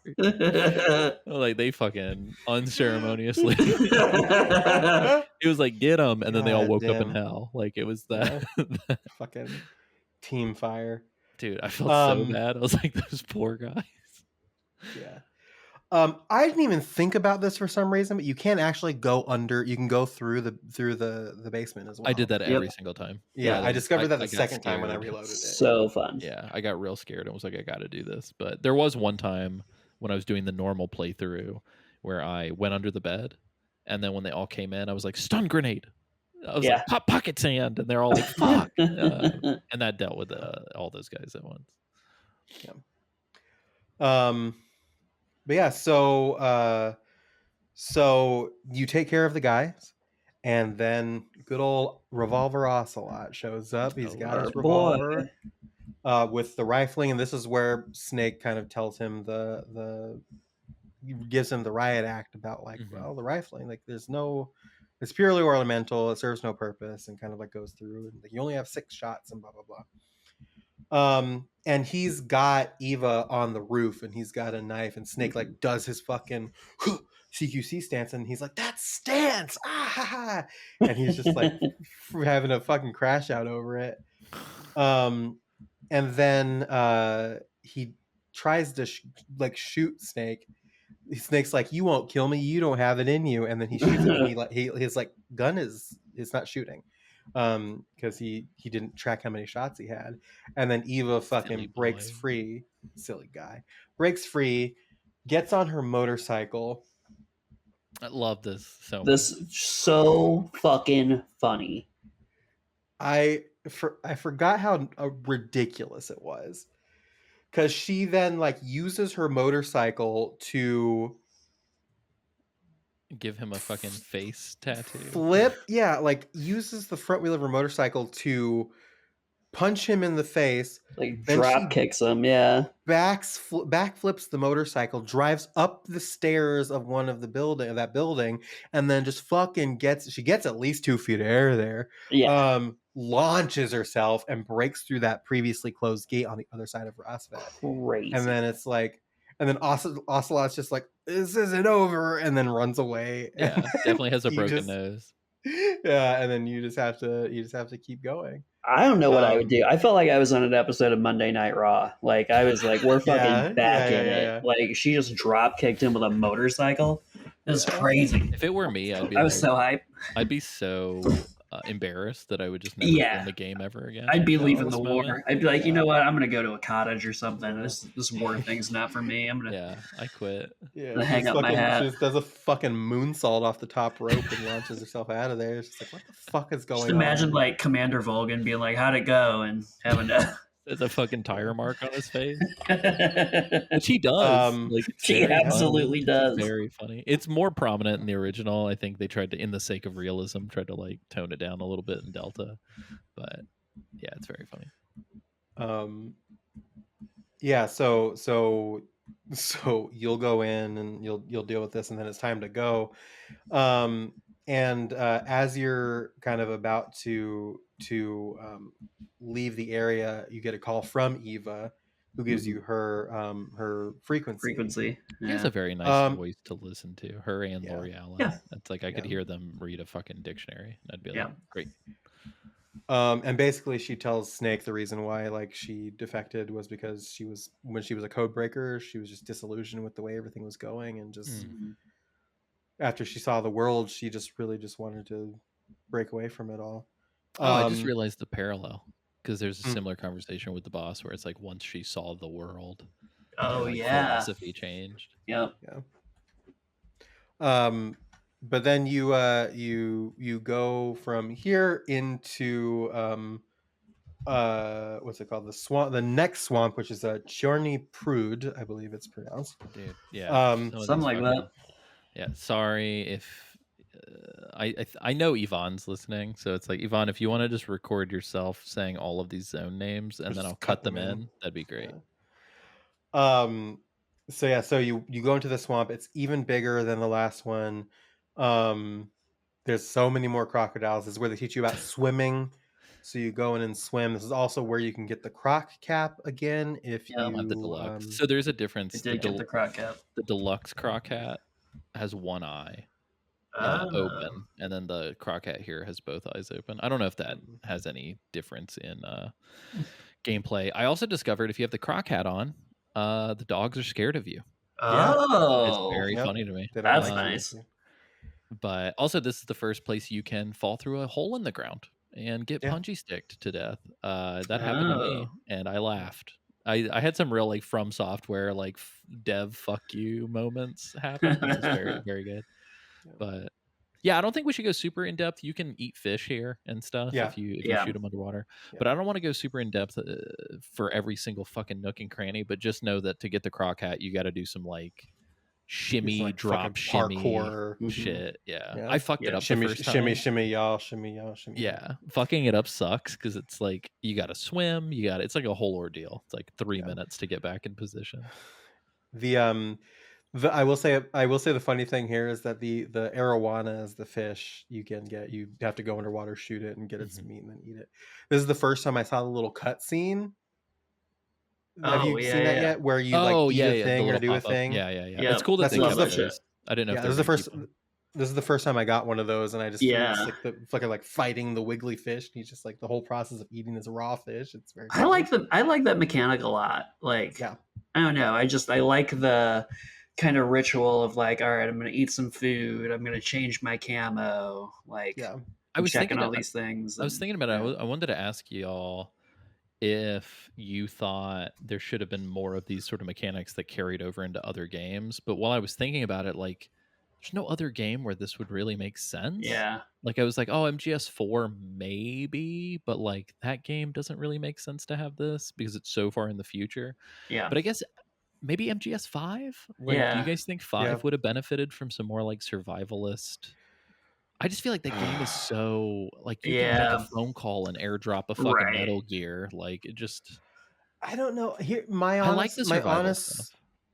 my honest thing is like if there was more stuff to just do in general in 5, I think it would have Yeah. just been a better game overall. That's Again, fair. it's a shame because 5 is like is not one of the best playing Metal Gear. So I fun. think. Oh, it's probably like in- the best playing Metal Yeah. Gear. It's the best playing Metal Gear of all of them, and it's just so like I Yeah. don't know. So it just feels devoid of life, especially Mother Base too. Like it's just very Yeah, Mother Base Yeah, feels Mother like Base a is- real fucking afterthought. Sad. Yeah. Again, I'll say it again and I'll say it again. Ground Zeroes is better than Phantom Pain. Fine, Ground yeah. Zeroes me. is so good. Yes, 100%. Yeah. I'm gonna bring this up. I think if Hideo Kojima was like forced to restrain himself to making these like really like these smaller like Mhm. more contained Yeah. things, I feel like people wouldn't have as much of a divisive opinion about him because he can Dude, Yeah. I he was can thinking do some about it. fucking work with that like limited space. It's funny. So Police Knots, apparently, both Police Knots and Snatcher, I was looking at them because I've been kind of thinking about them a lot lately. Similar fucking situation. Kojima wanted to do like 6 acts of Snatcher. Too expensive, took too long. Yeah. After 2 acts, Konami was like, "You're done." Yeah. And so it's not just for like they weren't. This wasn't their relationship just for 5 all of a sudden out of Right. nowhere. That's a really good point. This has been their Yeah. relationship for his entire career. Yeah. And so it's just like, I don't know, man. It's so weird to me that I'm like, so this guy, again, Kojima's got some great ideas, but it's like, this guy has always gone over budget and past Yeah. schedule. And it's Yep. like, as somebody who works on a lot of projects that are budget and schedule dependent, Yeah. that's how you get fired and not asked back by a Yep. production Yeah. company. And so it's just like, I don't know, man. I get it. Like he's good at what he does, but also like, I don't know. There's a little bit of balancing act that has to happen. Mhm. And I don't know. All that being said, it dawned on me that if Metal Gear would have been more Ground Zeroes, like if Phantom Pain would have been broken up Yeah. across like 6 Ground Zeroes or something, Konami would have been happier. They would have made money while spending money. People would have gotten content and gotten little bits of story, and Yep. it would have been exciting to talk about. I almost feel like Phantom Pain should have just been like 6 or 7 shorter games. That would Well, have when been you cool. when you think about it too, like you think about I think about a Deltarune and how Right, right, Deltarune is being released as like here's Yeah. episode 1, episode 2, 3, 4, blah blah blah. It could have been like that where you get like a hub and it's just like one hub, but you buy the additional Right. editions of it. And then it's just like after, and it makes sense too because after every single fucking mission in 5, the credits roll. You get the credits for every single thing. That's what And it that would is. have made a whole lot more sense if they were like 6 independent video games spaced Yep. across like 2 years. You know what I mean? That's such a good point. But I just think it would have. I mean, I'm not trying to say it would have been a magic bullet that would have resolved like decades old tensions. Mhm. But I do think that had it released like a series of Ground Zeroes, essentially like Hitman, if it fucking Yeah. released the way that Hitman had, I think everybody would have been happier, and we probably would still have the brain trust pumping out some Metal Gear shit to this day. World of espionage, like 100%. That'd be so cool. Yeah. Anyway, sorry, that's my anyway, stumps. big tangent from all of us here. Yeah, this episode's long. Lots of fucking leeches. Also, god damn it! I Hate the use a leeches. cigar. Fuck the leeches. I mean, they're easy to get rid of, but it's like but you every hear second. them stick to you every Yeah. time you step foot in water. Yeah. Every time. And it's Yeah. just like, man, just calm the fuck down. I get it. I fucking get it. Yeah. Anyway, I get do like through the this rain section. that's coming down during this Yeah. section too. It is irritating that very like the good. weather doesn't carry over from like zone to Yeah. zone. But You move into the next section. This is where the thermal goggles come in very handy into the Bolshaya Pass Yes. South. I really like this section. It's a great section. Yeah. My suppressor on hard mode had been depleted at this point. and I didn't want to kill anybody, and so I actually found myself using things like the empty magazine Yeah. to lure people away. And I just it was shit like this that made hard mode very fun. Yeah. Mhm. But ultimately shifting away, it was for every other fucking thing. So the goal here is you have to get past 3 electric fences to get to the next area. Mhm. First one, fairly easy. You just kind of crawl under it on the right side. Then you have a second one that you have to climb up a tree to shimmy over to Or get just to the other sneak past side. the dudes. Or just sneak past the dude. Or just sneak past the dudes. Was there a gap in the second one like that? I There's just always 2 did the tree. guys. There's Yeah. like 2 guys guarding like a Yeah. doorway. No, that's the third. That's the third one. I know That's I the third snuck one. through underneath all of them. Yeah. Interesting, because Like, I I didn't didn't see use a the tree a gap in single the time. second one at all. I snuck under the first one and the third one, but I didn't sneak under the second. I didn't think there Oh, was. interesting. Yeah. Because There's also little I would power always go up. boxes that you can Yes. shoot that'll like Yeah, you can kill the disarm them. electricity. Did you guys clip it by Um, accident? I clipped it constantly. Yeah, I clipped it Ah! quite a few times. Yeah. I clipped it one time because I thought that I could sneak under. That's why I didn't think you could sneak under the second one, Got because I it. saw a little hole and I tried to sneak through that one and it got me. It clipped me. I was like, "Fuck." Got The it. s- the second time, the guy that's guarding the big gap in the fence in the third fence, Mhm. I was trying to sneak up behind him and like hold him hostage to like get some like just to do it. And I nudged myself too close to the fence when that Oh happened. no. And so I reloaded the section because fuck that. But like I clipped the so fence, funny. I got arrested. I got electrocuted. Got And then the guy was arrested. like, You're under huh? arrest. Yeah, you're under arrest. And the guy was like, huh, and turned around and then it fucking everything popped off. I was like, God damn it. So it That's was, so funny. that was a good one. Yeah, I do like this section though, and there's the big fucking Yeah. Dober. I hate saying Yeah. this. Dobermans. Fucking hate it. It should be Dobermans. Doberman, but it is Dobermans. Dobermans. Reese's I Pieces. fucking hate it. Pieces. Yeah, Cinny English grammar Minis. sucks, dude. But yeah, so pretty cool section to get through.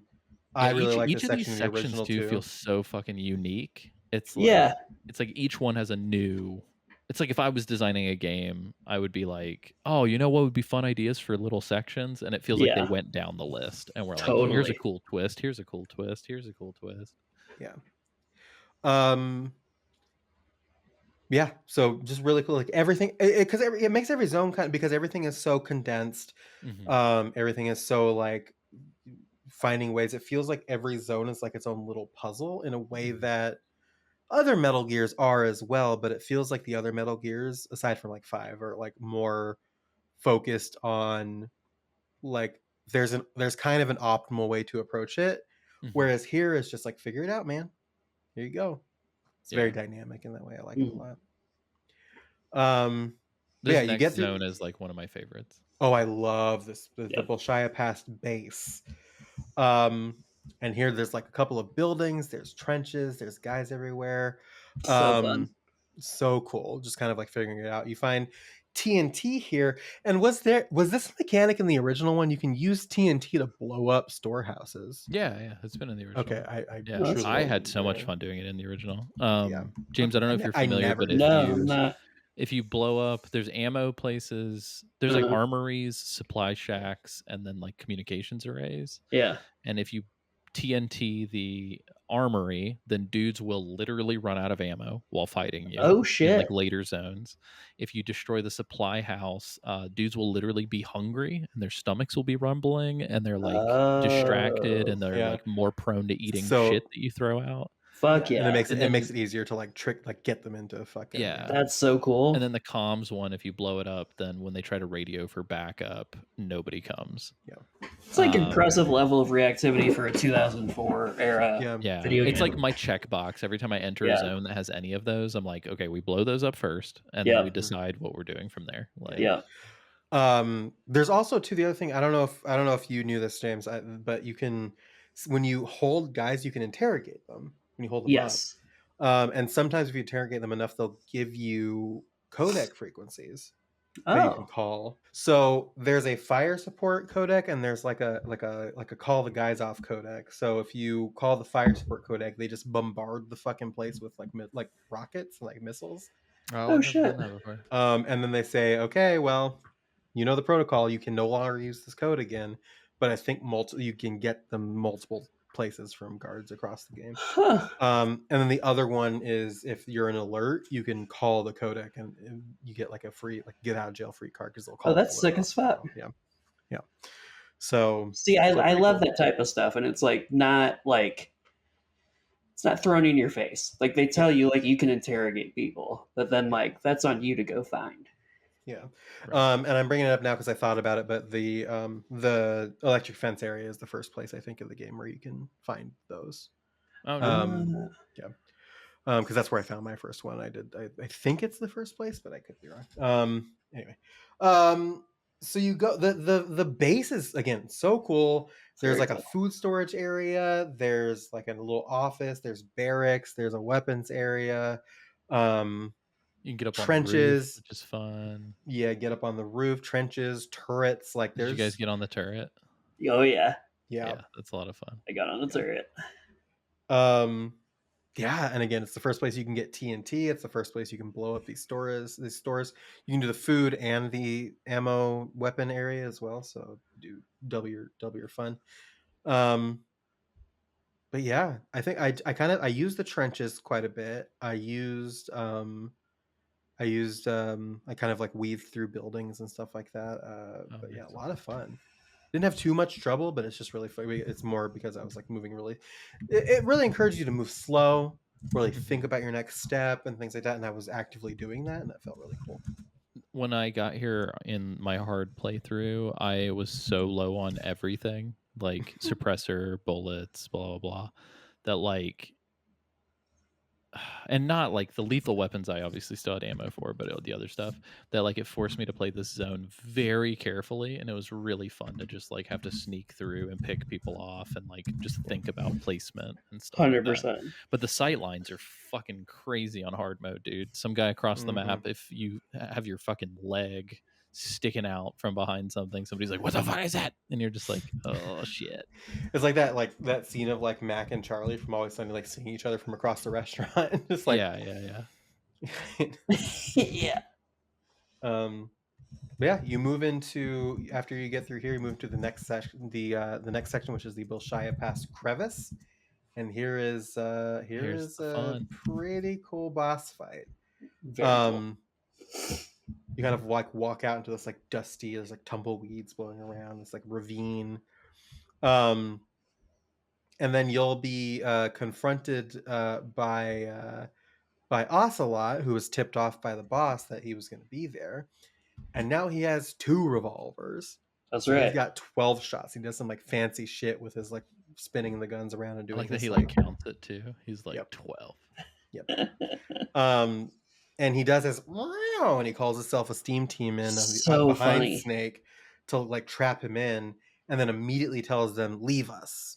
He's mine." Yeah, they're and, like, "Why the fuck did I even?" Come Which in is here?" like one of my favorite like bad guy things. Like I'm just eating this shit up. I'm like, yeah, tell your boys to leave. It's just us now. They make out. They shoot at each other a little bit. And then yeah, he like gets in. I've got 12 shots now. Does this fancy little shit, and then it's time to fucking fight. So you've basically got this strip of land that you can run back and forth on, and then he's got that same strip of land, and there's places to hide behind and kind of stuff like that. And you've just got to do a fucking basically cover shooter moment with Ocelot and kind of like fight him from across this ravine. Really the fun first couple times it happens, you have to watch cutscenes of him fucking meticulously loading his gun. This reload time is exhilarating. You can skip through it. You can I skip know, but I think if you hit X or something. But I was also that's not fun. I was mad whenever it kept happening. But the fun part is like you can kind of fuck him up while he's doing it if you skip it. Yep. If you don't skip it, you can't. But if you do skip it, you can get some shots in. Pop. It was really fun. I was doing a lot of like diving, a lot of like hiding behind. What I will say is that I think the change to the legacy controls, we've talked about how Twin Snakes kind of trivializes the Ocelot fight in that game as well. I feel like it is easier. overall. And Alessio, you played the original, so you tell me what you think about that. But Yeah, I think to some extent, I think the over the shoulder thing really helps. Because having to, in the original, having to switch to first person essentially to do any shooting, or any worthwhile shooting, it sort of changes that up a little bit. So I think being able to fire from the hip makes this a lot easier. And also the fact that you can like fucking just dive roll like a maniac everywhere a little bit easier. Yeah, definitely does that. Anything like super remarkable that y'all ran into during this fight? Just listening to Fancy Lad go through it. Shooting the beehives was fun. Oh yeah. If you shoot, so there are 3 beehives. If you shoot them, I think if they're nearest to him, they do like the most sort of quote unquote damage. But you can shoot them and they fuck with him. And if you do that, his dudes are like watching. And so if you shoot a hornet's nest and you fuck with him, essentially they'll be like, "Oh, you're a piece of shit," and then they'll shoot you.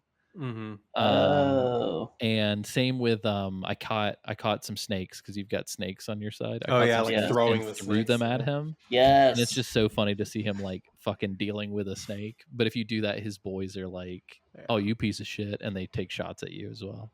Oh, can you throw the snakes at? I wonder if you can throw the snakes at the boys. Oh, I don't know. I didn't try that. But yeah, it's a super fun. This applies to every boss in this game. If you trank them down and non-lethal them, you get bonus camo. So for him, it's animals. I think it's like an animal print camo, and they all have effects. I just can't remember what this one is. I think it might be like no recoil or something. Yeah, the effects are so fucking minimal. Like the animal print combo I wore for a little bit, and there's a cutscene we'll get to in a later episode that I was wearing it from, and I was like, this is the perfect look for him to have saying these words. Nice. Yeah. Yeah, it's funny because like I feel like wearing it removes any handshake when readying weapons. Yeah, I feel like half the time the bonus isn't worth the trade-off in visibility. For sure.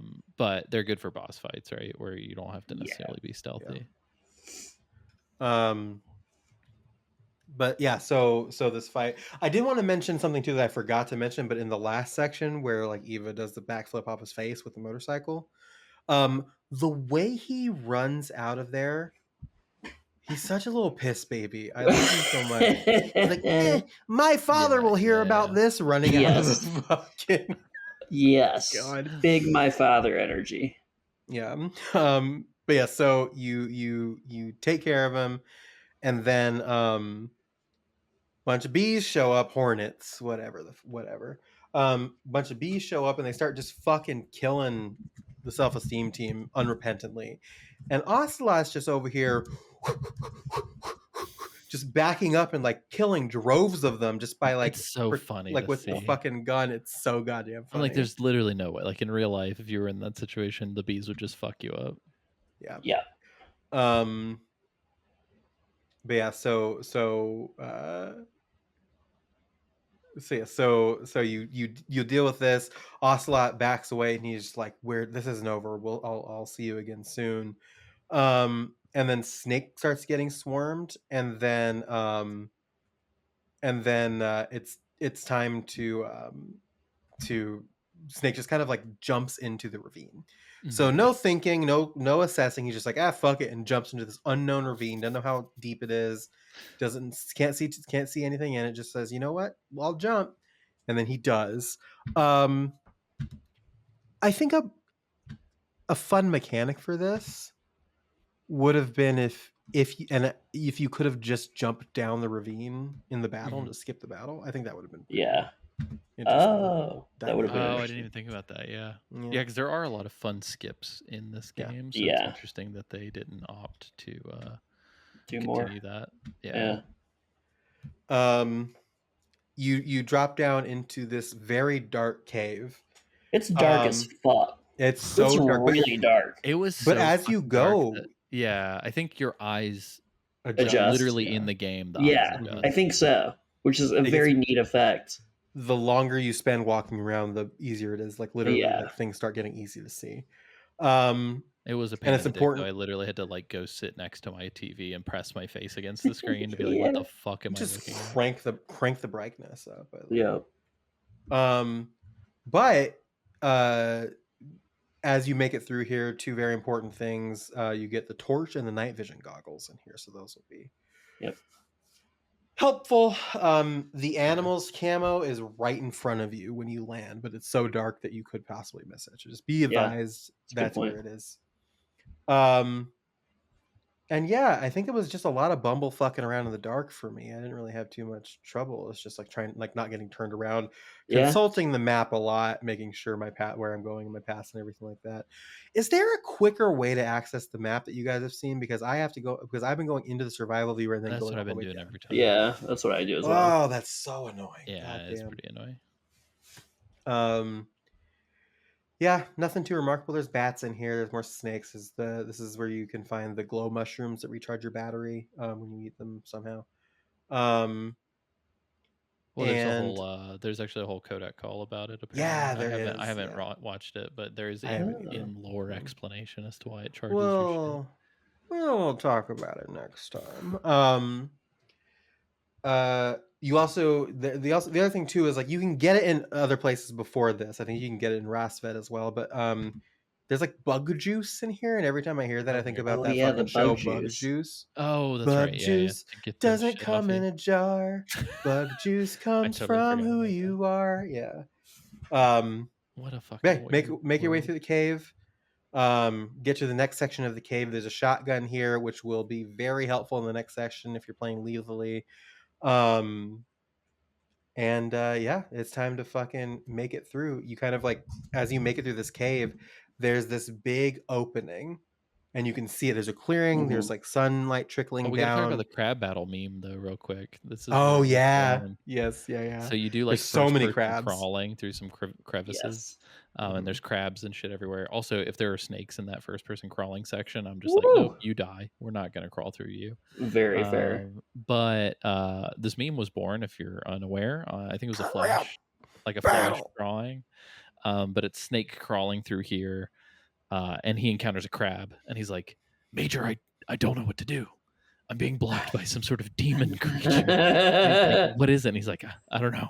But they just go back and forth, and he's like, "Crab battle," and he's like stabbing at this crab that's like catching his knife. It's very fucking funny. That's fucking awesome. It's so good. The classic crab battle. But yeah, so you get to this clearing, beautiful, like big pond with like some rocks in the middle, lots of sunlight trickling in, and you walk through, and this guy shows up, and he's doing like weird like hua moves, and it's Hornet Soldier, the Pain, nightmare, one of the cobras. Who you saw at the beginning of the game. This is the guy that used bees to kidnap Sokolov and carry him off to the Fear to go on a helicopter. Gotta love it. And yeah, this is like my Alessio snake thing. Like, I don't like bees. I don't like hornets. They're everywhere. Wasps. Get the fuck away from me. I like a bumblebee. Bees. I respect a bee. Bumblebees. I respect bees. I don't respect hornets. A yellow jacket. No. Fuck them. Yeah. The murder hornets. They disrespect me. I disrespect them. Yeah. But yeah, he starts like going through, and he's just like, yeah, you just have to fight the pain. Your first little introduction to the fucking X-Men. What I love about this battle is that it feels like it's like fucking anime. Grenade. Tommy gun, and he just like says his next. So funny. He announces his move. The Tommy gun is very funny. I feel like this time around I was thinking a little bit more, and the science in my brain clicked in, because anytime he would do the little bee thing, smoke grenades. Bees don't like smoke. So when he dons the bee armor underwater. Yeah, well, that's the thing, is like that diving underwater is also very effective. But like when he'll do this thing where he'll like call the hornets to him, and he's invincible when that happens. But if you just chuck a smoke grenade at him, they all disperse because bees don't like smoke. Oh, and then interesting. I was throwing like a regular grenade. Oh yeah, same. Yeah, well, that's yeah, really that's smart. how. yeah, so that's how I was taking care of it. I didn't think about that before in my original playthroughs. Interesting. Oh, I like that. Yeah, I got like I in my old age, like I've gotten really interested in like very like niche things. So I love like watching like cow hoof trimming, beekeeping content, yeah. fucking like people clearing municipal drains during storms, just like shit like that. Wow. And so I know more about bees now. Yeah. And so I was like, oh yeah, they use like because they use the smoke in the hives when they're harvesting the honey to like make them sleepy and docile, I'm so they don't imagining go like crazy. like an I know kung fu moment, but it's Right. really with the bees. Yeah. I know So bees. so yeah, it's kind of weird. Like everybody's like, oh, the pain was so hard, and it was like it wasn't like he was like a walk in the park. You have to like do a lot of shit, right, but right. like I feel like the smoke grenades really, really kind of changed how. Yeah. Yeah, how, That's sick. Yeah, Yeah. that's good. Real pro gamer moment. Yeah. I felt MLG. pretty smart. Yeah. But yeah, so when you get him down to about half health, whether that's stamina, whether that's like lethal damage, he'll like get kind of mad and he'll like rip his mask off and his face is fucked, man. Real Just fucked. completely covered in stings and stuff like that, and just like puffed up and like from permanent Yeah, he's scarring. real It's nasty. like, Jesus. Real nasty. And then he starts like shooting homing bees out of his mouth. Yeah. They even make that sound. I hate the homing bees. It's very funny. Nightmare mode. Yeah. But again, yeah, it's just more of the same for the second phase, but he's just much more aggressive, and now you have fucking homing bees to deal with, and it's just a bee. It's a problem. It's just a bee. Yeah. Life's Just a a bee. And then you die. But yeah, you deal with this fight, and then he kind of like he gets swarmed by his own bees, and then he kind of like funny. and he's like, the pain. The pain. Then he kind of like falls backwards and goes, the pain, and then he fucking explodes with the greatest reverb in the history of video games. Yeah. Like So the fucking echo, good. like pain, pain, pain. Yeah, because like So after he fucking good. explodes, you hear one more, the pain. It's so pain." good. It caught me off guard when he exploded. I did not it's so expect the fucking explosion. Yeah. Because love I did the non-lethal, and I was like, okay, Yeah. we'll they all have a fucking bomb placed balloon in them out. But them. yeah, they've got the. Yeah. He taught me the bomb thing. Which I wish that every enemy in every game had a bomb in them, so that Right? when they died, they just fucking. Just They imagine like scream their name and explode. it's like dealing with Gwyn, Lord of Cinder, and he just fucking the Gwyn. It'd be fucking amazing, is what it would be. Yeah, and then Snake's like, what the fuck? And then you are free to move on to the next section, which we will cover in our next episode. Yeah. What's the final boss that we're playing up to again? I can't recall. For that episode. Hold on. I have this. My brain is saved broken. in our chat. I don't want to say the wrong thing, so I'm just gonna patiently wait and talk to the audience, guys. I hope you liked this episode. You know what's crazy? It's been fun. If you Google Ocelot self-esteem team, the first result is a Reddit thread that name dropped Metal Gear Mondays. Oh, are you serious? Yep. What? Yeah. We I'll coined send you- that. We coined that on this podcast. That's not like a thing that I just pulled from the Yeah. internet. Like that was us. I always thought. Well, so I know Zach was the first Yeah. person where it's Yeah, but like what I mean is that like it stemmed from the podcast. right.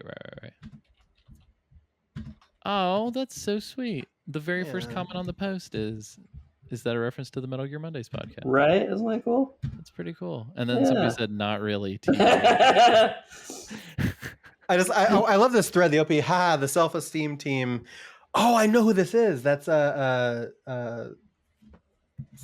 his name's like Sam. It's like Smashville. Sam Mashville. Yeah. I think it originated from him, Daisy's comic "Let's Destroy the Shagohod." I do remember seeing that. Oh, hi, I'm Daisy. I think it's Hi, I'm Daisy. Oh yes, you're right. We used to call them him Daisy, but it's Hi, I'm Daisy, which is very funny. I Oh love my this. god, hold on. Yeah, do you see that? It's a great podcast. They play through the games and discuss them thoroughly. Unfortunately, they had to end it before playing MGS5. That's funny. That's so funny. But yeah, so that's this section of Metal Gear Solid Delta Snake Eater. Had a lot of fun with it. It's very it's this is scratching the itch. Quite Yes, frankly, it's very I'm much enjoying myself quite a bit. It's got me back in the spirit of like wanting to consume these games and like piece this story together. Yeah, for sure. We will be playing two for the next episode. We'll be playing from here to the end, not the end of the LOL. game, but the end. Our interesting fight with the end. James, Yeah, there is going to be, you're going to approach this battle. Have you gotten to the end yet? I have. Yeah, Okay. So we'll talk about it next week then. There's Yeah. some shit about the end that you may not know that is very funny. and yeah. interesting. There is some stuff I learned after the fact where I was like, huh, Yeah. I'm excited to talk about that. does the time trick work on PS5? I Yes, don't know. How do you even do that? Do you It like does. go offline? you go offline and you set your Gotcha, clock forward. I think what I was reading on Reddit is it's an extra week than it was in the original. Oh, I that you have see, to I set see. it to. Just for some extra Just for realism. fun, yeah. Nice. Yeah. So we'll be Very going from excited. here to the end. That also includes the fear. Will be included in that section as well. So, so yeah. So that's going to You guys become a wanna just- theme. Little We're gonna preview spend the for whole you. episode just screaming Yeah. the cover unit names at each other. I think that we will fail as hosts if we don't spend the entire episode talking like this, boss. Yes. I'm Yeah, trying to think. exactly. Oh no, that's right. I was like, I'm trying to remember who that sounds like, but it's definitely Cobra Commander. Yeah. Yeah. Oh yeah. Cobra la la la la la la la. I really wish one of them sounded like Claw from Inspector Gadget. Oh my god. Fucking shout out Claw. Gadget. That Oh. was pretty good. Anyway, that's fantastic. Claw in the live action movie fucking sucked. Yeah. Nice. Well, I just want to put out there. I mean, fuck it, we'll do it anyway. Somebody reached out to me and was like, "Yo, are you guys still accepting listener submissions for DS2?" Whatever. Like, just send us any listener response. We'll read it. We'll check it out. So contact Unless there's future spoilers. I think what we're gonna try and do is like, since this may be people's first time playing MGS3, we're not gonna spoil intimate details about this game specifically. right. So there's a lot of stuff. I want to say we were reached out by, I think it was sent by Tommy, but it's a joint basically a joint declaration from the Moose Manifesto, brothers, if you will. Yeah, from Tommy and Seamus. There's a lot of like really great insights about like this game and Snake and his relationship with the boss in there, but we would have to kind of like spoil the end of the game to kind of get into it. So I want to acknowledge that it's good to have the brothers Meese back. Hi. But we did get your email. We will talk about it. We're just probably going to do it on the final episode of this season, which is a shockingly short distance away. Where we've got 6 episodes planned out for this. So we're a third of the way through our coverage of Delta, which is crazy. Yes. Yeah. Nice. Yeah, I mean that's pretty much all I had in mind. Yeah, I don't know. I guess outside of that, are there any other show admin things that we want to mention? No, just remember patreon.com/Metal Gear Mondays. Check us out if you feel so any patronage at any tier gets you every pre-2025 Patriot Club, which is huge. It's like 60 something hours of additional podcasts. A lot of content. A lot of content. I thought you said auto content, and I was I like, 100%. Auto content. I heard the same thing. Auto content. Who knows what I said? Yeah. Right, just the contact at Metal Gear Mondays with what James said. Yes. Yeah. Sick. Yeah, that's the other thing too. Contact at metalgearmondays.com. If you have any thoughts you would like to get read on the show, the way that we'll get read on the show is if you send it to contact at metalgearmondays.com. Please do not fall into a trap of thinking that we're going to be we're going to take like paragraphs of shit that you post in like a Facebook comment and that we're gonna Yeah, remember to drag and drop it into our documents and stuff like that. contact@metalgearmondays.com. Send in your thoughts, send in your notes to that email address, and we will talk about it on the show. Unless the entire email is just singing our praises and there's nothing like related to the games. We love those, and we love it, makes our hearts full, and we love reading them, but we probably won't read it on the show because it feels very self-relating. And we like it when we talk about things that are the game and not things that are not the game. Well said. Well said. Hear, hear. Nice. Yeah, that's pretty much it. I mean, obviously, we're gonna really quickly do social plugs or whatever, but as far as the show's concerned, that is it. So thank you. That's it. Cool. Where can people find you guys? Not all at once now. James, do you want to go first? Yeah, soundcloud.com/DJ Rat King in the building. Nice. DJ Rat King on Blue Sky. More to come. Yep. Me, linktree.com/Liliana Dawn.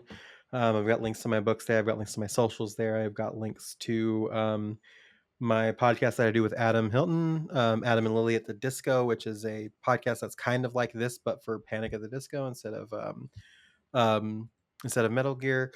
We are at the very beginning of our final season of this era of the podcast. We're going to be coming back at a later date when we're done with Panic at the Disco, to do like more music of the era and kind of apply the concept to like a more general aspect. But we decided to end this era of the project by ranking 112 Panic at the Disco songs. That's every Panic at the Disco song. Nice. And ranking all of them. And so we're doing 10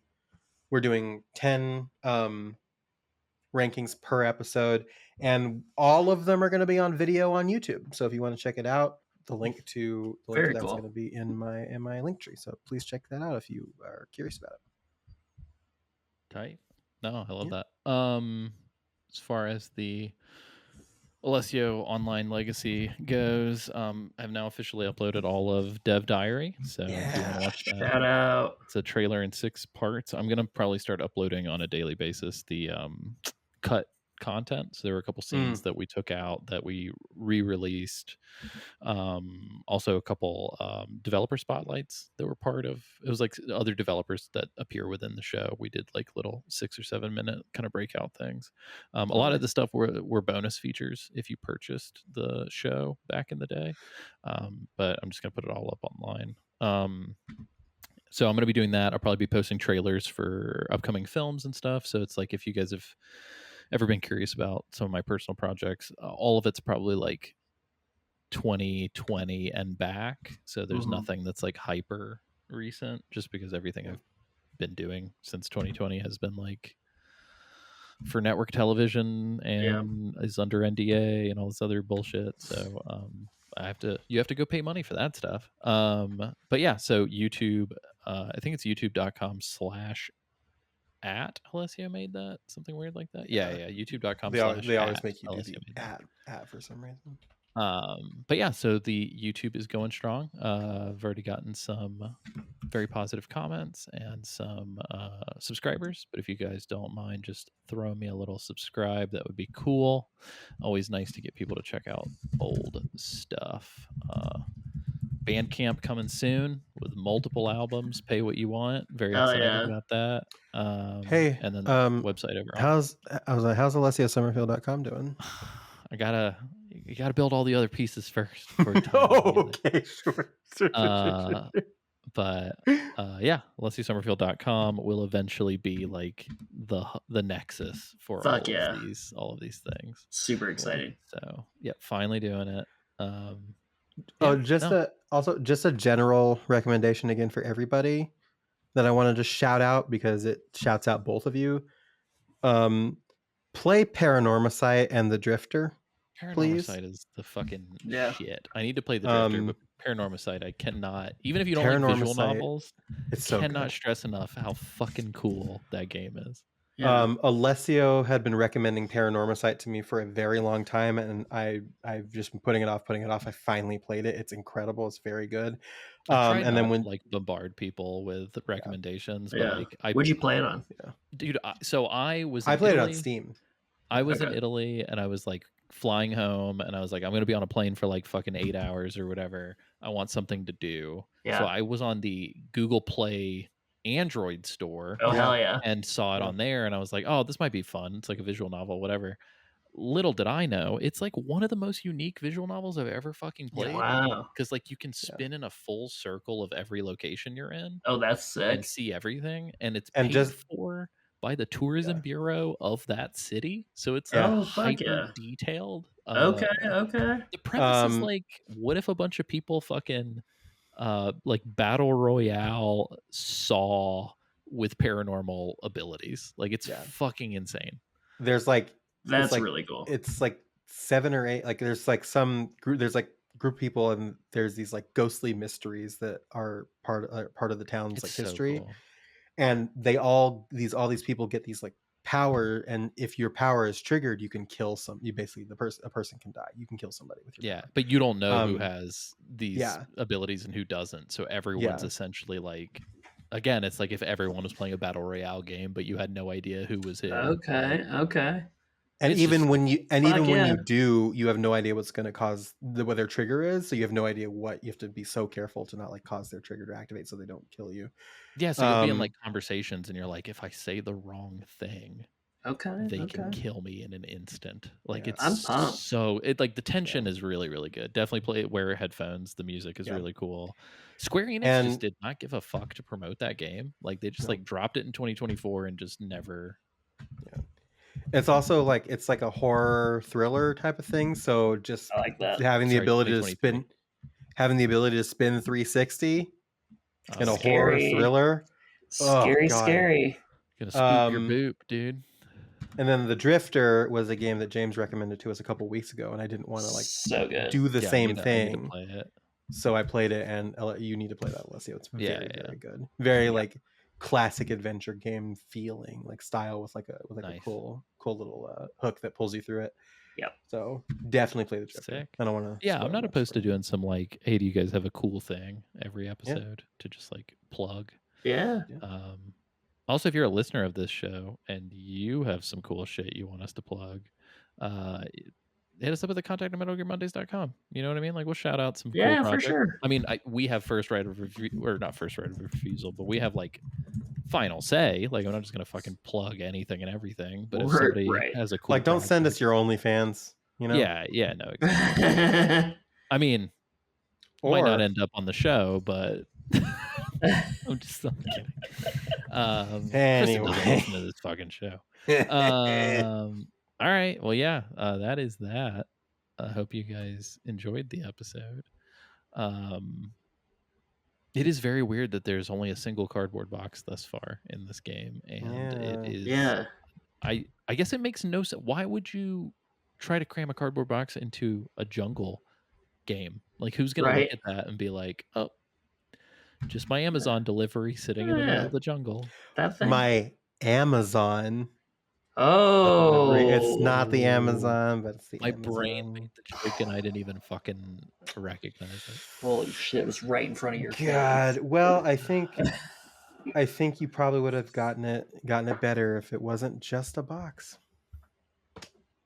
That didn't make any sense, but fuck it, we're out. Bye. You know, in a way it did. In a way it did. Yeah. Spiritually, I felt it in my emotionally, spirit. I felt moved. sexually. Yes. Yeah. Just a box.